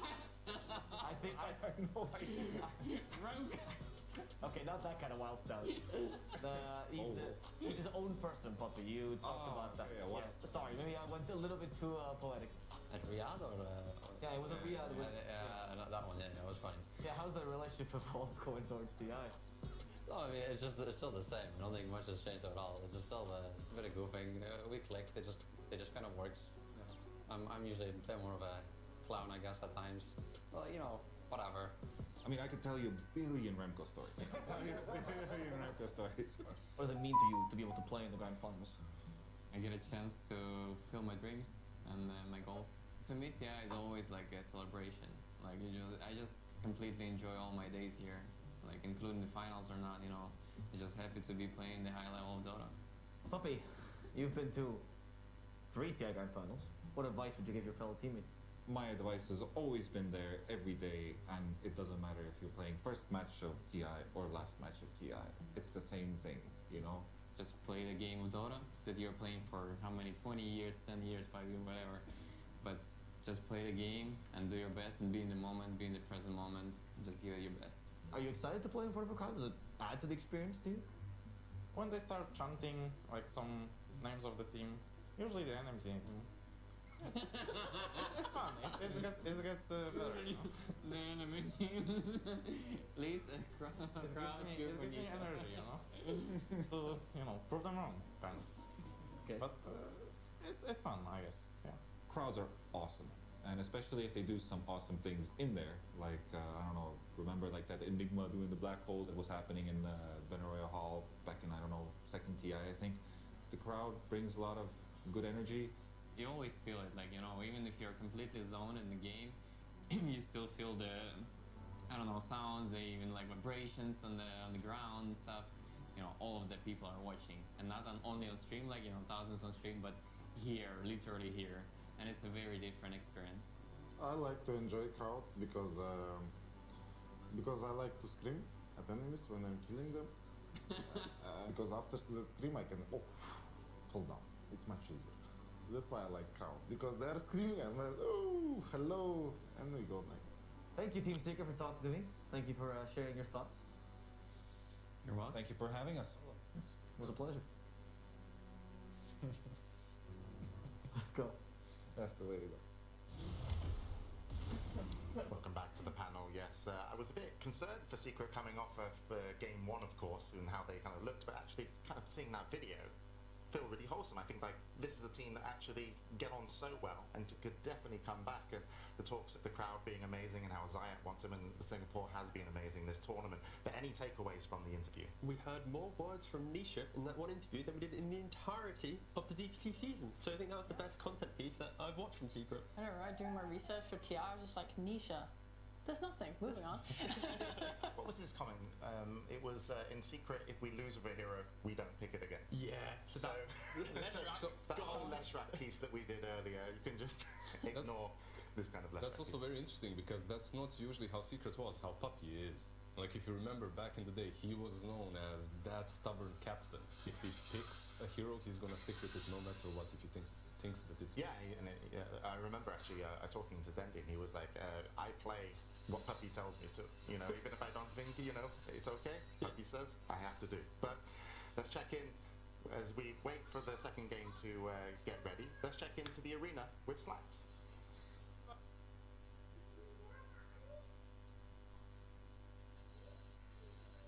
Yes, hello. We are still here in the crowd for Grand Finals Day. We still awake, crowd? Oh, fantastic. Now, I do have a very rare opportunity. These were the first things that sold out at the Secret Shop. These are the track... Oh, my God, don't show that. Bound promos there. Very rare. We're going to give these away in a little trivia contest. Now, people get a little nervous in front of the camera, so we're going to do what I like to call crowd trivia. It's basically trivia for Dumbos. Now, I'm not going to say that, but all right, anyway, very easy trivia. Anybody in here a large? A large? Anybody a large? All right. Hello, sir. What is your name? Tom. Tom. What's your gamer tag? My gamer tag? Yeah. Here we go. That's Papa Virgin. Call me Papa. All right, well, that ain't changing anytime soon. Trivia question for you, my friend. All right, this is very hard. What team is Heen associated with? Oh, God. That's a tough one. Don't you? What? Secret. Secret, that's not Team Secret. There we go. One long shirt. There you go. We got a medium. Now, this man helped me corral some fans earlier, so get your butt over here. This is practice content. All right, this is tough. How do you spell Leshrac? Leshrac. I actually don't know how to spell Leshrac, so here you go. All right, small. Hello, sir. You look trustworthy. How are you doing? I'm doing very good. Fantastic. All right, sir. I haven't really thought of a question. Okay. Who's your favorite caster, OD or Fog? Now, there is a correct answer. They're right there next to us. OD or Fog? There's only one, sir. Fog.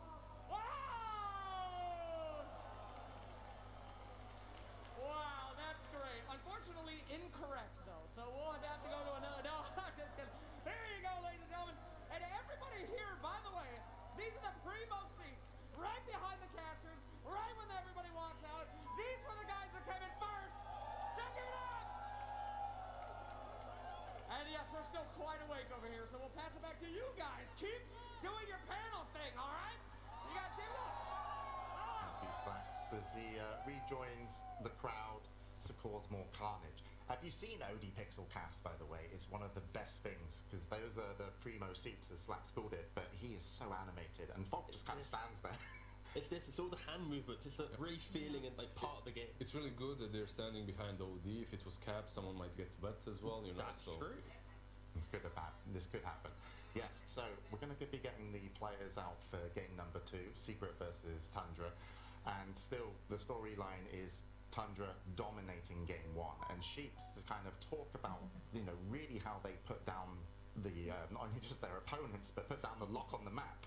What were they doing, Tundra? Oh, wow. Yeah, I really liked how they utilized their Fat Tide. They brought him away from the bot lane when around 14 minutes when he finished his Wraith Pact and used his Ravage to kill the Leshrac, and this opened up the mid tower for them. And they were able to get a deep ward in the enemy's triangle during this move, which is like, it's very valuable, because then they move into the bot side of the map, and they know how much they can poke and dive this tier 2 tower given the information they're getting from their vision. And by combining this Game 2, yo!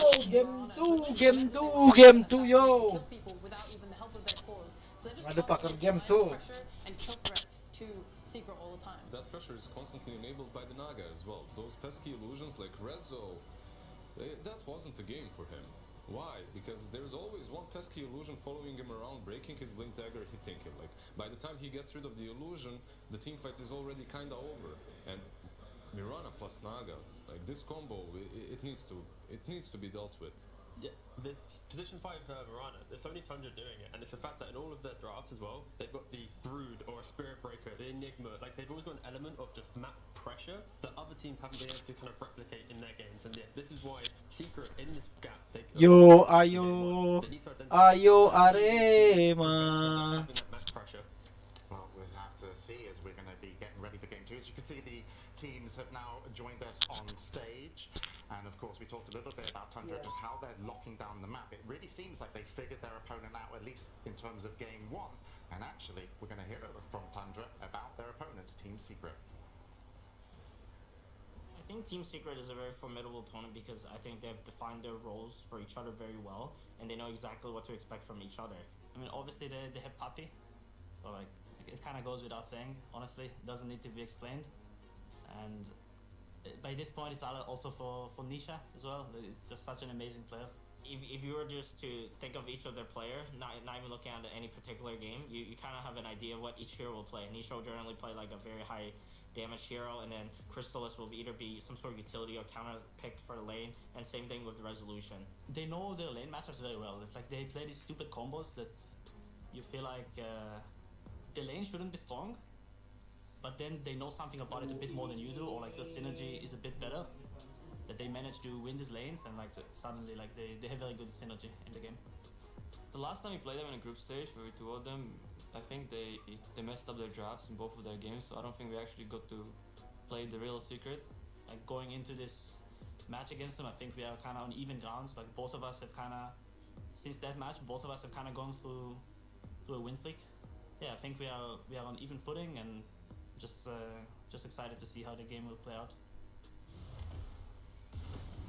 Really interesting there that Tundra, despite I feel a lot of fan favorites, people, I would say pros favorites actually. I would say maybe Secret could be fan favorites, but Tundra could be the pros favorites because we heard from Seb and Notel earlier, and they kind of picked Tundra to go forward, but they're actually saying in the interview there that they feel that they're on even ground. They're just being humble, Dota pro players. Like, very rarely do you hear someone say, yeah, I'm gonna own you, I'm much better. Like, we have a couple of those, but not too many. However, Tundra, I believe they shouldn't be as humble. The way that they're playing, it's magical. Well, you've heard from us, and soon we'll hear from the casters, because we're ready to go into game number 2 of the Grand Finals. Secrets turn to ban. Team Secret versus Tundra Esports. Grand Finals, Game 2. 10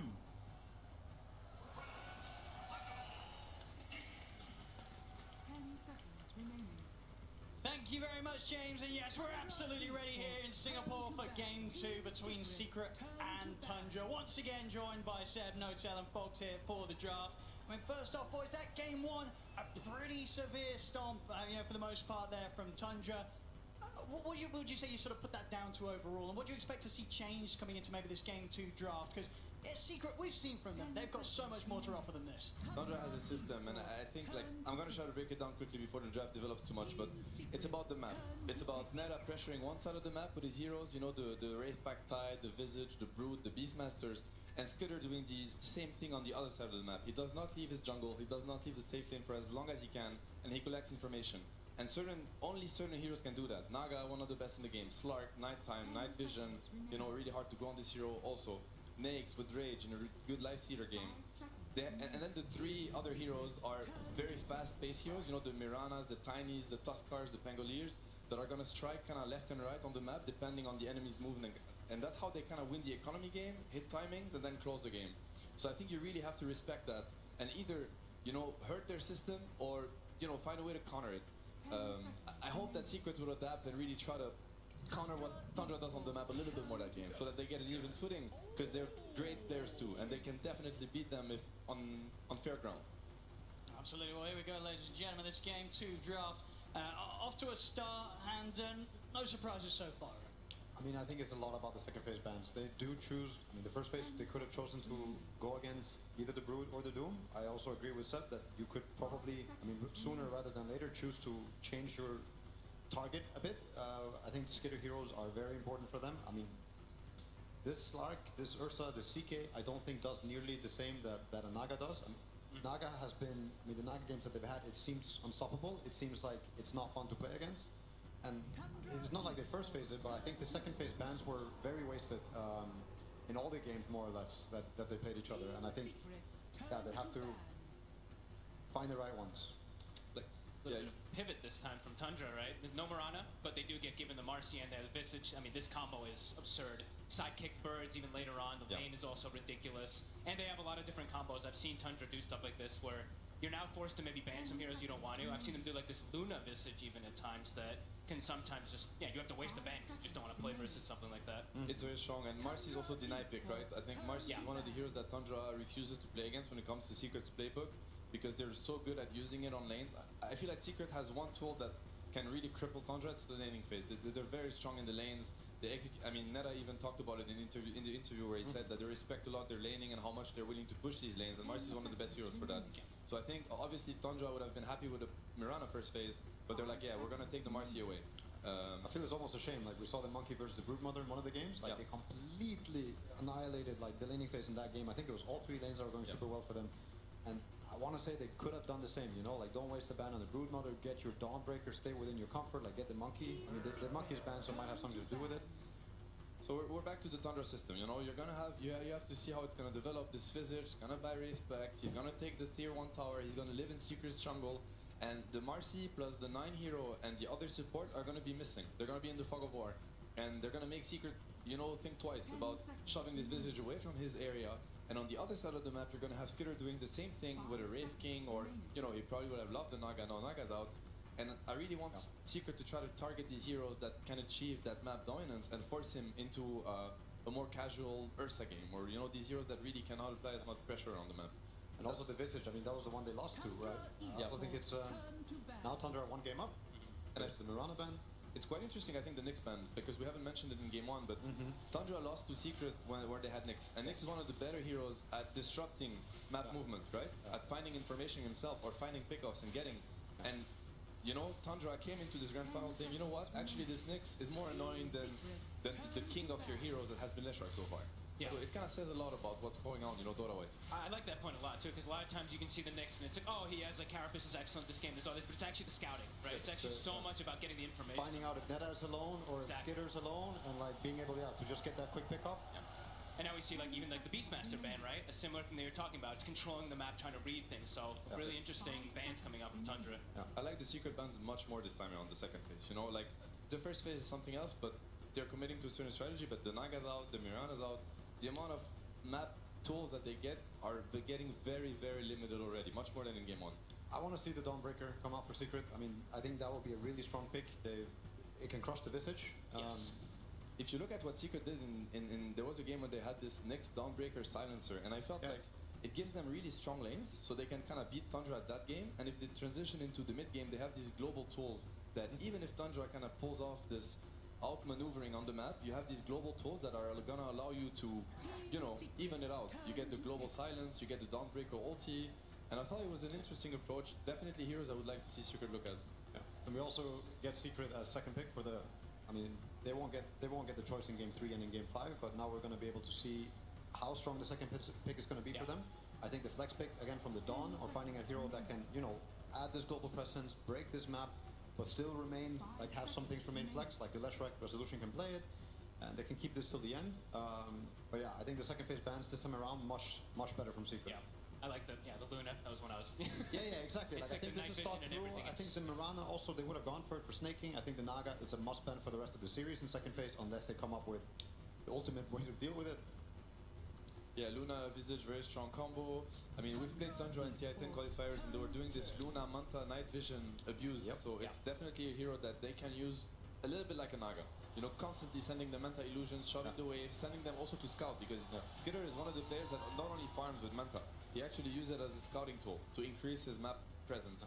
And as we were talking about with the Naga, like how he was using the illusions instead of just going camp to camp to camp, He's cutting the wave, even though it's not efficient. He's getting a little bit more info, especially during nighttime. I mean, they had full vision the whole night.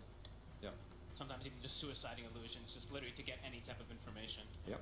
And you know, theoretically there are two ways to deal with Tundra's like a split push style. The CK is one of the heroes that they really enjoy doing that with. Okay, they go for the Phoenix into Chen. It's a great Phoenix game. When do they play the Phoenix? I want to say it's only with Visage they've played it. I think I only saw them play it once, if even that. I don't even know if I saw them play it here. They played it. I've seen Snaking play Phoenix once this tournament. I want to say. I'm pretty sure.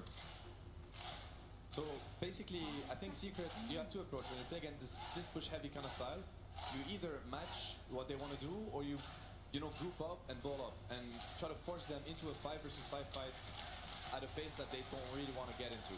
And I feel like Chen Lesh is a perfect lineup to push the issue before Tundra kind of gets online with their heroes. You know, think about the Leshrac Bloodstone and the mech timing. It's going to be very close. These heroes play together really well.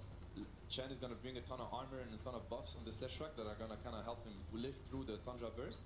And maybe they can just snowball the game, because usually Tundra don't really look at these early timings, and they hope that they get to, get away with their map stuff like they did game 1. If you force this Visage and the CK to fight before they get the shard on Visage and the BKB on CK, they might just run into, Leshrac can easily solo kill them. Yeah. The Phoenix pick, I thought he played this tournament, but I don't see it. I think this is his first Phoenix so far at TI, and it's a classic hero versus Tusk, it's a classic hero versus Chen, and it's super good with the Visage, so we've seen him play it before. I think it's very cool to see something, be busted out of the finals. It also makes a statement. We're seeing a very different approach from Secret this game. Very different. Remember Chen Bristol back? Yeah. Remember some Chen Bristol? Yep. At TI9? Yep. I think this is a statement. It's like, you know what, this map stuff that you're forcing us to deal with, you're gonna have to play our game now. And it's gonna be a game of Leshrac, Chen, Bristol grouping up, going for early objectives, maybe even going high ground early. And it's like, have you thought about that happening to you? You think Kuro's watching? Hopefully he is. Inner Kuro right now is like push the base, push the base. It lets them set the tempo even better, because last game they kind of wanted to, but their heroes didn't have to, especially after lanes, like things just crumbled. This one, it's, like you mentioned. They're going to be able to force them into Roche, force them to fights around towers. Counter the Visage as well, Bristol back, like both on the lane, but also in the game. I also think he doesn't care at all the CK and the Phoenix early on. I mean, later on it starts changing a bit. I really like Secret's approach so far. Yeah, it's very interesting. I feel like, Dota theory-wise, they have a much better shot this game than the last one, in my opinion. And I feel like there's a lot of pressure on the 9 hero, because he needs to be the one buying time for House Killer. He doesn't get last 33 pick. And he doesn't get last pick. He needs to enable his side laners this game. So do you pick against the Lesh, or do you pick... you actually don't know, right? You don't know. Playing Lesh. It could be Tusk Lesh. It's easy setup. I think it's quite laneable into the CK Phoenix, if it's going to be CK Phoenix, which I think it will be. It's tricky. It's very tricky, actually. Tundra's tended to not really prioritize, counteracting like that matchup though, right? Like we've seen Liquid's approach to the Lesh, they pick like the lean a lot of times. 9 usually just sticks with his style. Well, but still, 9 has his counter picks. Like when he saw Secret pick Pangolier, he went for Lizard Man, I forget the name. Primal Beast. Primal Beast. And I think he will take his opportunity to counter pick when he can. Like he really wants, when he saw the Lesh before, they picked the Tusk, knowing that most likely I can get this matchup, and that's the one he likes, So now he has to pick blind, and I think Nisha might have an opening to really, really punish if he chooses. Let's see what he's going to look at. I mean, we are getting a Puppy Chen in TI finals, which I think is very exciting, by the way. Like, I love it when both teams are getting their bread and butter, because this is where you're going to get kind of the finest Dota out there. Played Dota for 20 years, and you just pick your favorite hero, the one you want to play. Puppy Chen in TI finals. What else do you want to watch, That's what he also picked the Chen out. How many times versus Alliance? Probably many times, yeah. I mean, I'm trying to remember the drafts for all 5 games. 10 years later, back at it. And what do they go for? Arc Warden. Okay, that is very interesting. That's quite the pick. Yeah. Quite different. But look, I think Nisha's going to find something, don't you? I don't think he's going to accept the Leshrac mid versus this. I think he's going to choose a hero versus the Arc Warden. What's left? I mean, Pangolier is out. Batrider got banned, so they were already setting up for it. Is this 9's first arc? Arc Warden is very nice with the Tundra's heroes. It's very nice with their playstyle. It plays a lot like a Naga. It's a hero that's hard to deal with, that can open areas safely, get information. It's an amazing pick for Tundra's lineup. It's good against Lash, but I feel like Secret's lineup is one of the lineup that can make an arc very scary, right? Like very scared, I mean. But this is not a typical 9 hero, like whatsoever. Like maybe it's similar a bit to the OD, who doesn't rotate very much, but almost every 9 hero likes to rotate. Like there's Zeus and there's some other ones. Okay, Morphling. Morphling. Yeah, here we go. Morphling mid most likely into the arc. Probably expected it to be a pretty good matchup. There it is, and it's going to be a Rezo Leshrac. And they're just kind of sacking this Leshrac a little bit. And because yeah, it's a rough matchup. Leshrac mid against Arc is not fun by any means. But last time he played it, he ended up with Blink, Bloodstone, Hex very early on in the game, and I think if he gets the same type of snowball or the same type of game, I think it's going to look incredible. You close the gap versus the Arc, you don't care about the Visage, like you can also blow him up. I don't know. I like Secret's approach here. I really like it, and I think 9 might regret, you know, not having stayed for a more active hero. But let's see. I don't think anybody's going to help the Visage this game. No, it's yeah. I mean, I feel Tundra's Dota. I think it's extremely powerful, but this is probably the first game, the game where I feel the most that they can be very challenged. Yeah, and they can be crippled. Yeah. What do you sort of reckon?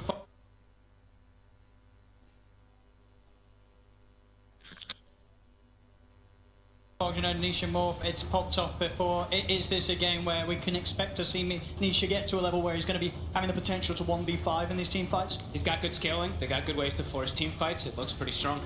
Yeah.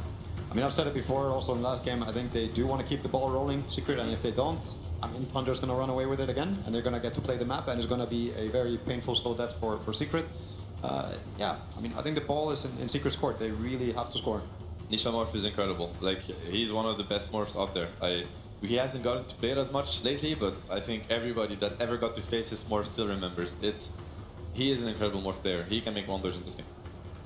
Let's have a look. We'll find out soon. Surely we'll be able to pop over to Coach, but before we lose your kind of final word, Seb, Secret, how do they bring us back from that loss in game 1? Tempo. Play their heroes to their strength. You know, it's a Bristleback, a Leshrac, a Chen.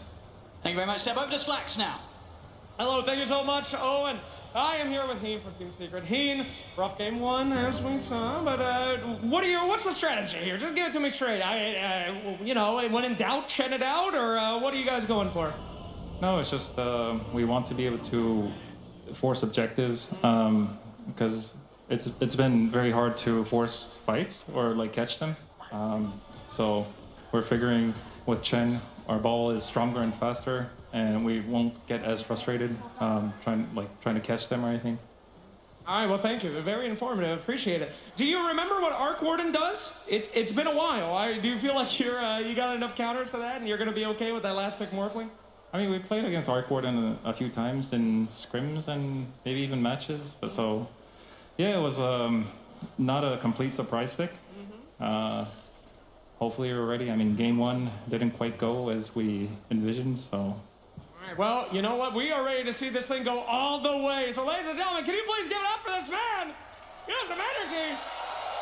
And please give it up to our wonderful casters who will bring us in to game number 2. Thank you very much, Slacks. Yes, we're ready to go here with game 2, Secret versus Tundra. Let's see if Secret are able to fare a little bit better, because that game 1, it was a rough one. Tundra coming out all guns blazing and being able to take that first map against Secret. I mean, overall, we did it, of course, towards the end of the game. You know, Secret, they were able to keep spirits high. We had a lot of positivity from the comms. Sure. Exactly what you need right after, towards the end of a very rough start to the grand finals. Yeah, and I like the big pivot that they made in this game. Rather than looking to chase heroes around, looking to try to catch Tundra, which seemed to be one of the biggest problems for most teams this tournament. They're the ones who's going to be forcing the issue and forcing Tundra to kind of react to them. So let's see if that works. We see right away, Tundra, they go for this level 1 smoke play. Incredibly strong level 1 with the Marcy with the CK stun to chase heroes. But we see the Secret prepared. They had this early ward placed on top of their outpost to see immediately when smoke broke. So prepared for that early game. And we'll see how well, Secret can deal with some of the more different heroes that Tundra are bringing into the fray this time. Eyes are going to be on 9, see how much he can do. Oh, that is annoying. He's going to be able to get a bit of damage down to Chrysalis as he tries to get towards his lane. He knows he has no risk. He's playing versus Chen in the lane, so you can easily go for these type of pressure plays. Give 33 that first few creeps advantage. I mean, and so this mid matchup as well. We're seeing 2 sort of greedy heroes here that have potential to really become the carries for both teams. The Morphling versus the Arc Warden.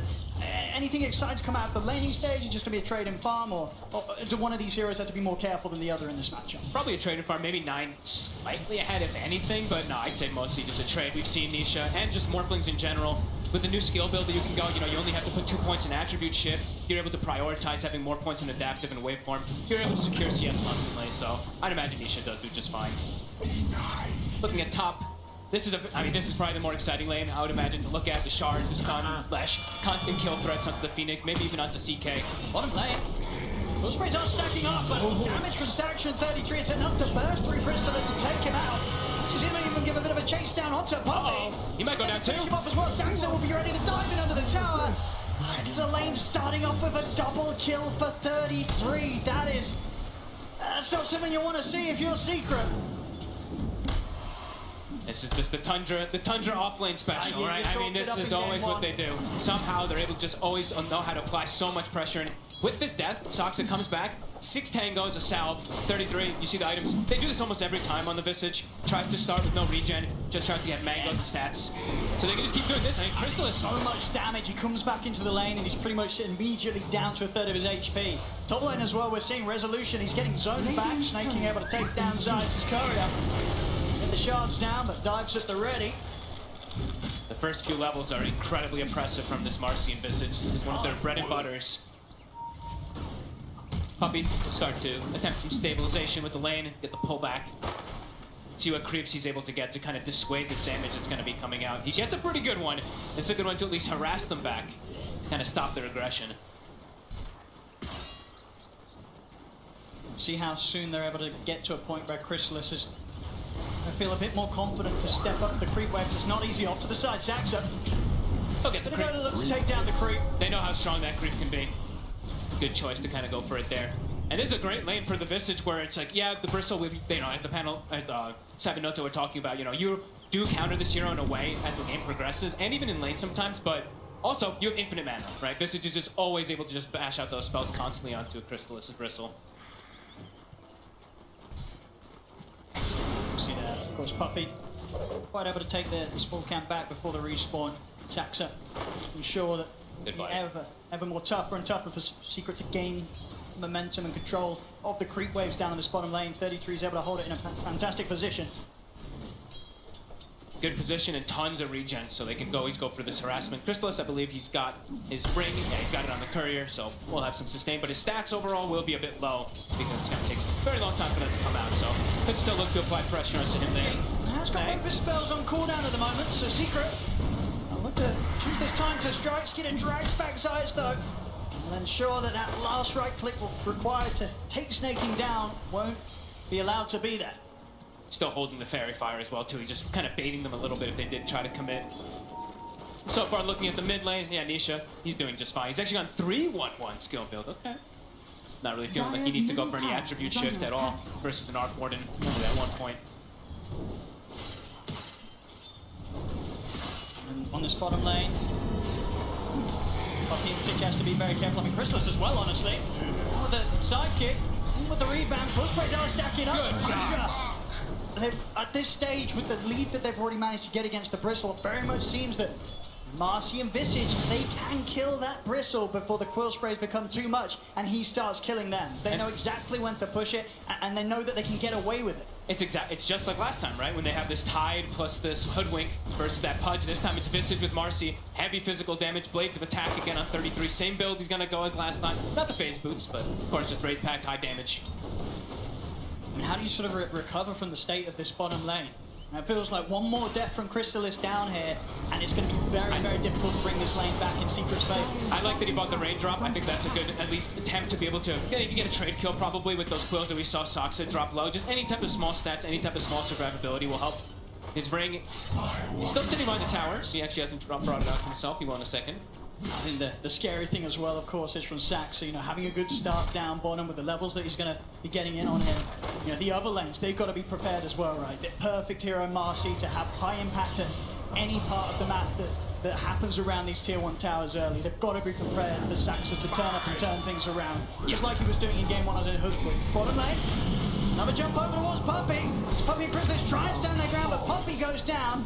Crystallis might have a chance to chase Saxa out this time as Saxa, has he got any further options of getting away? He doesn't, so Crystallis finally finding a bit of action going in his direction.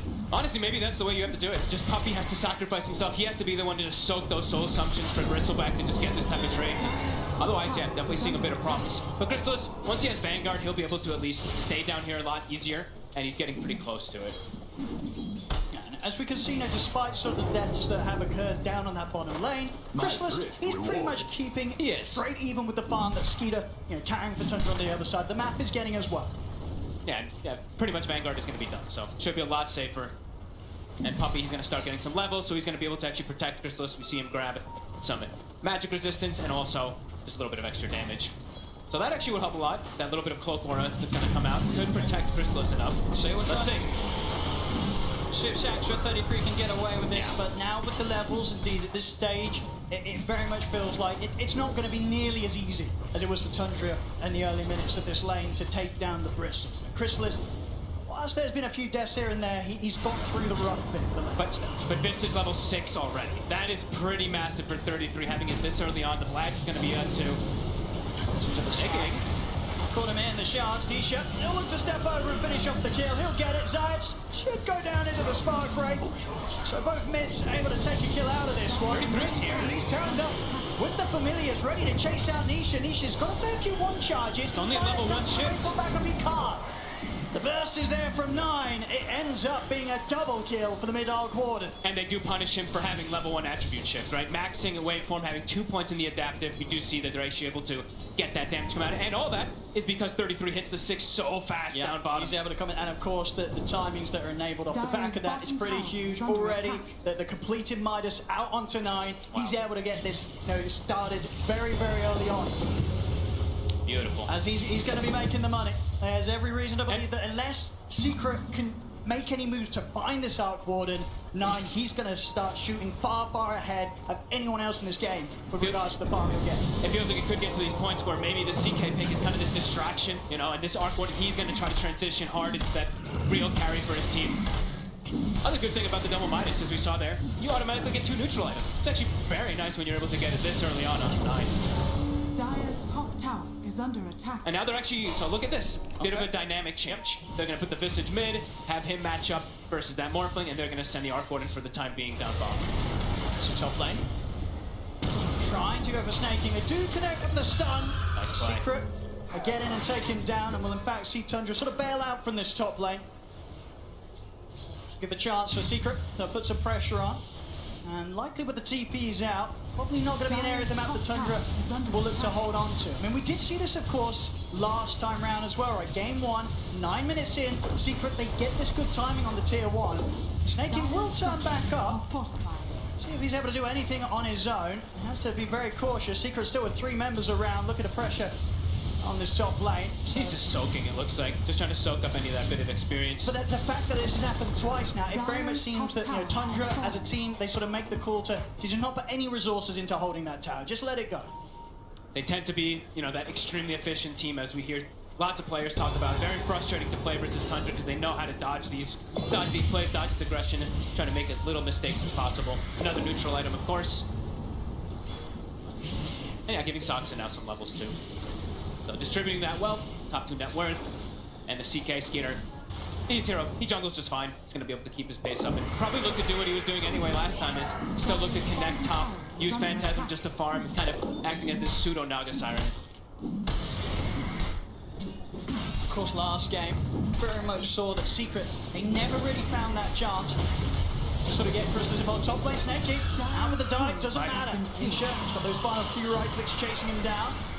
You get the kill, so things looking good here for Nisha. Despite the quick Midas timing on 9, Nisha very much close behind him in farm. And he's got this matchup always. She sucks, and she get on him. But anything to rebound out towards, he doesn't. Secret, they hold him in the river. Able to bring it up even now, 6-6. Secret definitely doing a bit of a better job this time round at responding to some of these movements that Tundra's making around the map. And playing around Nisha, right? With the skill build that he has so much burst potential. He actually has the gap closing potential as well too versus most of these heroes that can sometimes be a bit annoying to get on top of. So far looking to continue to play aggressive around this Morphling. Definitely seems to be a bit of a heavier focus around playing around this jungle of Tundra. Just trying to make sure that Skeeter doesn't get nearly as much space as he did last game.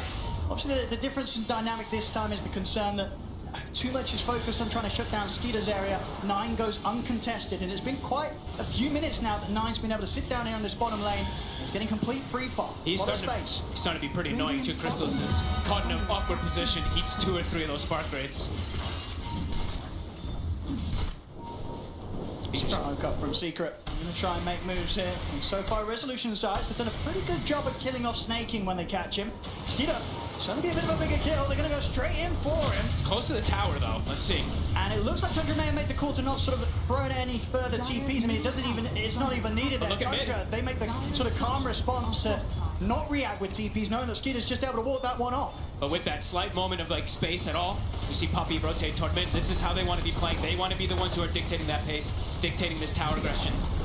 But we'll be able to claim this one early. Nisha, he's almost got his Dragon Lance also finished up, so very farmed so far on Secret. And they're also, in the meantime, I saw they are starting to stack Ancients a little bit too, so making sure they do have that condition for the Bristleback to continue getting that increased farm. Good. Secret, though, infinitely better than that last game. He's certainly feeling a bit more solid, but I imagine to a sort of a point with regards to the drafts, this is sort of expected, right? This time around, Secret, they gave themselves a bit of a better shot of having this sort of earlier hold, earlier pressure that they're able to apply, and at the same time, you know, the change with 9 playing an arc ward instead of playing like a carry. He's going to react to sort of these moves a little less. So I don't think Tundra, they're not going to feel too under pressure despite losing some of these early towers. They've gone for a bit of a different approach this time round. And, you know, at the moment, under a 1k gold difference between the two teams. 9, I think he's still very happy. Yeah, it's a totally different approach, right? The last time they had the Tusk, who's super aggressive, constantly rotating, making plays. Now it's just, it's a full economy game, really. Everyone's just trying to find as much farm as possible until they find this timing. Wraith Pact is done. Looks like now they're trying to speed up a little bit, go for a tower pressure of their own. They'll take this one for sure. And we have no interest in this fight, this defense around this bottom tower. Secret's maximizing. You see now, as we were mentioning, the stacks. Triple Ancient stack, double hard camp. So Crystallis will have a bit of enabling coming out here. Juicy stacks. Good farm for Crystallis. We saw very much in game 1 as the Pudge pretty much held behind the entire time in terms of farm on cores. You can clear these stacks, get on the road towards the Aghanims. That's going to be the point where you can imagine that Secret, they're going to really start stepping things up and get up towards the tier 2 pushes with a Vanguard, Aghanims, Bristle. They're going to want to do as much as they can aggressively with it before 9 suddenly turns up and he has 3 Iron Stone. Very farm-heavy game, though. Showing all 3 lanes. See, the Morphling shows bottom for a second. They show mid, I believe, on Zayats. Even the Lesh top 2. But good ward coverage. So Secret, they know they're safe for the moments. I'm kind of grouping together with Puppey, with the mech, with the Hand of God. They're tanky. There's a lot of damage on Tundra, but this Bristleback with all these heals might just be able to pierce through them. Let's see if they can get on top of any of Tundra. I mean, Tundra's staying pretty hidden outside of the vision of Secret. I mean, Secret, they know that Tundra do have a few up here in the jungle. If they get any big kills, Secret could even look for Roche potentially. They're going to settle for Saxa. Zayas catches wind of the Marcy off to the side. They're going for Saxa. For Tundra, definitely not the biggest of losses there. They had a few cores farming in that area, and Secret, they weren't able to find them. They're going to do it. They're going to go for this. Roche. They have more than enough damage. They have the goo. Do they do anything about this, Tundra? Are they going to expect the Secret back up as quickly as they did into the pit? It's not an easy place to fight. It's going down so quick. Yeah, it's going to be dead already. Secret dictating the pace. Very, very, very good moves here from Secret so far. Absolutely getting to play their game so much more than they were able to do so last game here. 15 minutes in, they've got the Aegis in their hands, so... Ooh. Oh, so close. Well, it's close indeed. Snaking indeed throwing out a tip for that one. That was under attack. As close as it gets, really, on the back of an escaping TP. So Tundra perhaps wanting to make a move of their own now. They do, because everyone's shown, right? Secret, they haven't shown a lot in these lanes, so Tundra looks like they do want to try to counteract this. They have 9 who can constantly always show up to the fights too. Yeah, I think for the most part, Tundra know that even though the Secret have that Aegis, it's sort of an Aegis that's going to be used to just continue to allow Nisha to farm safely. Yeah. And Secret will be a little bit split up. Gives the chance for Tundra to push for towers themselves and to sort of head straight into these fights, knowing that they'll probably have the numbers advantage at this stage. And they can take these towers pretty quickly as well, too. Visage with the CK Phantasm. Tends to be always the Tundra strategy, right? There's so much on the floor. Break pact, illusions, familiars, etc. So they can go for this push, but on the other side, Secret taking Tier 2 tower here. Nice and early, 16 minutes in. Tier 2's are full on the top lane. And now they'll really be able to start taking over this jungle, this half of the map from Tundra. Really sort of shutting down the areas that Tundra, they kind of need to fire at least at their two main cores. They need space. Skeeter and Nine, they want to be soaking up quite a lot of the map to get farm on these two carries. Yeah, it feels like it's going to be quite a long time before Tundra just looks for this head-on type of fight. Unless they see, like we said, unless they see Secret completely split up or something like that. Feels like it's going to be quite a farm game coming out from them. Even Soxon now showing mid. He might get punished for this. They got him before. Looks like they're going to go for him again. See if they can find him, Zayats. I don't think they got vision of him for a second. Now they did. Saxa has Skeeter by his side, but too much. Won't be able to jump over towards him in time. So that is Saxa going down. Similar wards coming out from Tundra as they did in the last game. So this one, exact same ward, and actually this one not on the high ground this time, but similar kind of purpose to watch any of these movements that are coming out from Secret, because Tundra, as we said, I think this is really going to be pretty emphasis of farm until Nine says, hey guys, I'm ready to show up. And maybe that's going to actually happen sooner than we expect, because I believe the Gleipnir is about to be done. Just a recipe away. That could be the indicator for them to show up. It does add so much potential for this hero. The damage, the control, everything, of course. But allows you to just freely land Spark Rates and kind of just keep people away from getting on top of you. So let's see if that is when they are going to look to fight. Could be difficult to close that gap onto Nine, especially considering the heroes that are drafted around him. A lot of frontline, even sort of from the supports, right? Yes. Snaking getting him with a Supernova, Saxa throwing himself in as the Marcy, getting him with the rebound. Very much multiple ways that Tundra can set up a team fight to just allow Nine to go to work, with Secret having a really tough time getting on top of it. Constantly thinking about it. It's hard to push for this tower, even with the moments left on the Aegis. Secret being very careful about how they look to make the next step. It's a risky move. Don't want to overextend and get 5-man. They haven't seen this. They haven't seen the Arc Warden in a while, so they probably don't know either what Nine's got just yet. Level 13 on this Arc already. Running around as a unit. 4 heroes together on Secret. Well, it's Chrysalis. Looks like he's got the BKB ready, so it feels like, yeah, Secret, they're just going to keep trying to push the tempo a little bit faster here. Even a blink now on the ledge too for Rezo, so as you mentioned, can be a little bit hard to maybe get to this Arc Warden without just the Morphling getting on him. Now Rezo's got a tool of his own. Okay. And you very much feel that Secret are on a timer, like even though they have this niche Morphling that's going to be able to get to these incredible stages of power in terms of scaling, you still kind of fear the Arc Warden as the moments pass? Fear the high ground for sure. Rezo. Tundra will quickly back out, snaking. Away in time, that snowball not able to catch him. Tundra avoiding the moves of Secret. Secret just trying to get some sort of aggressive play out of these final few seconds that they have on the Aegis of Nisha. It's back over towards the mid, Saxa. A bit of a chase down onto Puppey. Puppey has got back up on the way. Chrysalis heading over to help out, and Tundra, I won't try and poke up into the triangle of Secret quite yet. Maybe they will with Skeeter at the front. He's actually going to go for Puppey. See Chrysalis now as Chrysalis starts to try and push back Tundra. Nisha. It's coming in from the side there, but the snowball on towards Skeeter, but Saxon's in with a rebound, stun up to Nisha. Nisha starting to try and shift, but that's the front. He's got Aegis though. He's going to be back for round 2. Chrysalis charging with a BKB over towards the Phoenix, but Snaky's able to get the Supernova off. Secret, they've got to back away from the ultimate for now. As Nine turns up with the Tempest double. No longer an easy fight for Secret to charge into. Zayats, he's trying to find some sort of angle from the side. But Tundra, they're here as a full 5-man. They're looking towards Snaky, but the dives back up. They get the stun. Control out onto Skeeter. Skeeter turns with the stun himself, and his life stealing back up. It's not enough though. Skeeter goes down. Secret able to get 1 kill out of this, maybe more. Chrysalis trying to lead the charge. Secret, they want to get something else out of this. Tundra, Saxa in the trees. Quick juke off to the side, back under the tier 2. He'll be fine. But Secret, they force a fight there around the expiring Aegis of Nisha. They get Skeeter, and with that in mind, they'll be able to get themselves straight onto Tundra's half of the map and continue to grow this lead. Perfectly rallied, right? Rallied around Puppey. That's got to be the name of the game. He's got the flats, he's got the mech, he's got all these auras. We see the ice armor coming into play. Chrysalis had no fear. He pops BKB and he just starts charging right through everybody. And then they nicely kite and play around that Supernova beautifully. Tundra maybe going a little bit too hard going into this secret lineup when there still is that Aegis. So 10 seconds until it was going to go down. Yeah, it was a very clean reset as well there for the Secret. As soon as the Supernova comes out, they're able to sort of back off. And you can see, from Tundra, they still commit into this. They very much feel that they've got the strength to do so with the 5 of them. It wasn't quite the case. Losing Skeeter here to what was a very patient Zayas, just keeping himself held to the side, looking for that opportunity to open things up onto Tundra, but maybe an angle that they weren't quite ready to sort of expect that entrance from the toss front. Back in action, talking about the toss, Zayas. In with a jump, they lock down Snaking. Skeeter looks to turn, they've got the gliding control out, but Skeeter's trapped. He's not trapped on the low ground, he'll stand his ground, the Tundra was ready, the Prince coming out, they take out the 2 of them.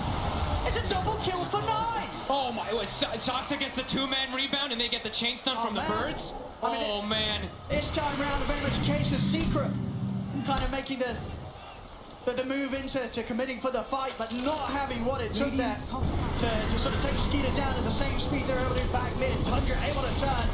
And immediately off the back of taking down those 2 cores, they'll take the tier 1 tower. And closing that lead, the Secret were building. It's back down to sort of straight even here on the goal. It's so much sustain that comes out really from Tundra's draft too. Their Vlads, their sidekick, everything coming to. I mean, look at Skeeter. I mean, watch his speed. I think a couple of nice armlet toggles there as well for Skeeter, very much keeping him fully in action.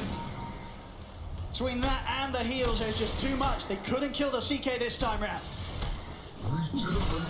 Not rallied around Puppy. You know, they have to be a little bit careful when they don't have all these auras that are making them that much tankier. Tundra's damage is pretty insane. And when they go for those plays and 9's just able to sort of sit back at a distance, it's concerning. You know, He's loving 2 life. kills for 9. And now they also have an AC, so starting to build up these auras to even counteract and play against this Chen, but also protect versus this big damage that comes out from the Bristle and that Morph. 33 is quite large. Yeah, and we see with 9 next time queued up is going to be the Blink Dagger, so it'll be even harder for Secret to get that jump onto him. We see any sort of snowball or hero running up at this Arc Warden. 9 needs to be able to blink back, reposition, and allow the rest of his team to sort of be there in between him and Secret. I love this type of build. Eventually, you can always build into like these overwhelming blinks and whatnot on Arc Warden, and then you have these double blinks and all this aggression you can do too. It's very oppressive as Tundra now starting to find their footing completely. They'll look for tier 2 themselves. Sidekick Bird, look how quick the tower drops. See you later.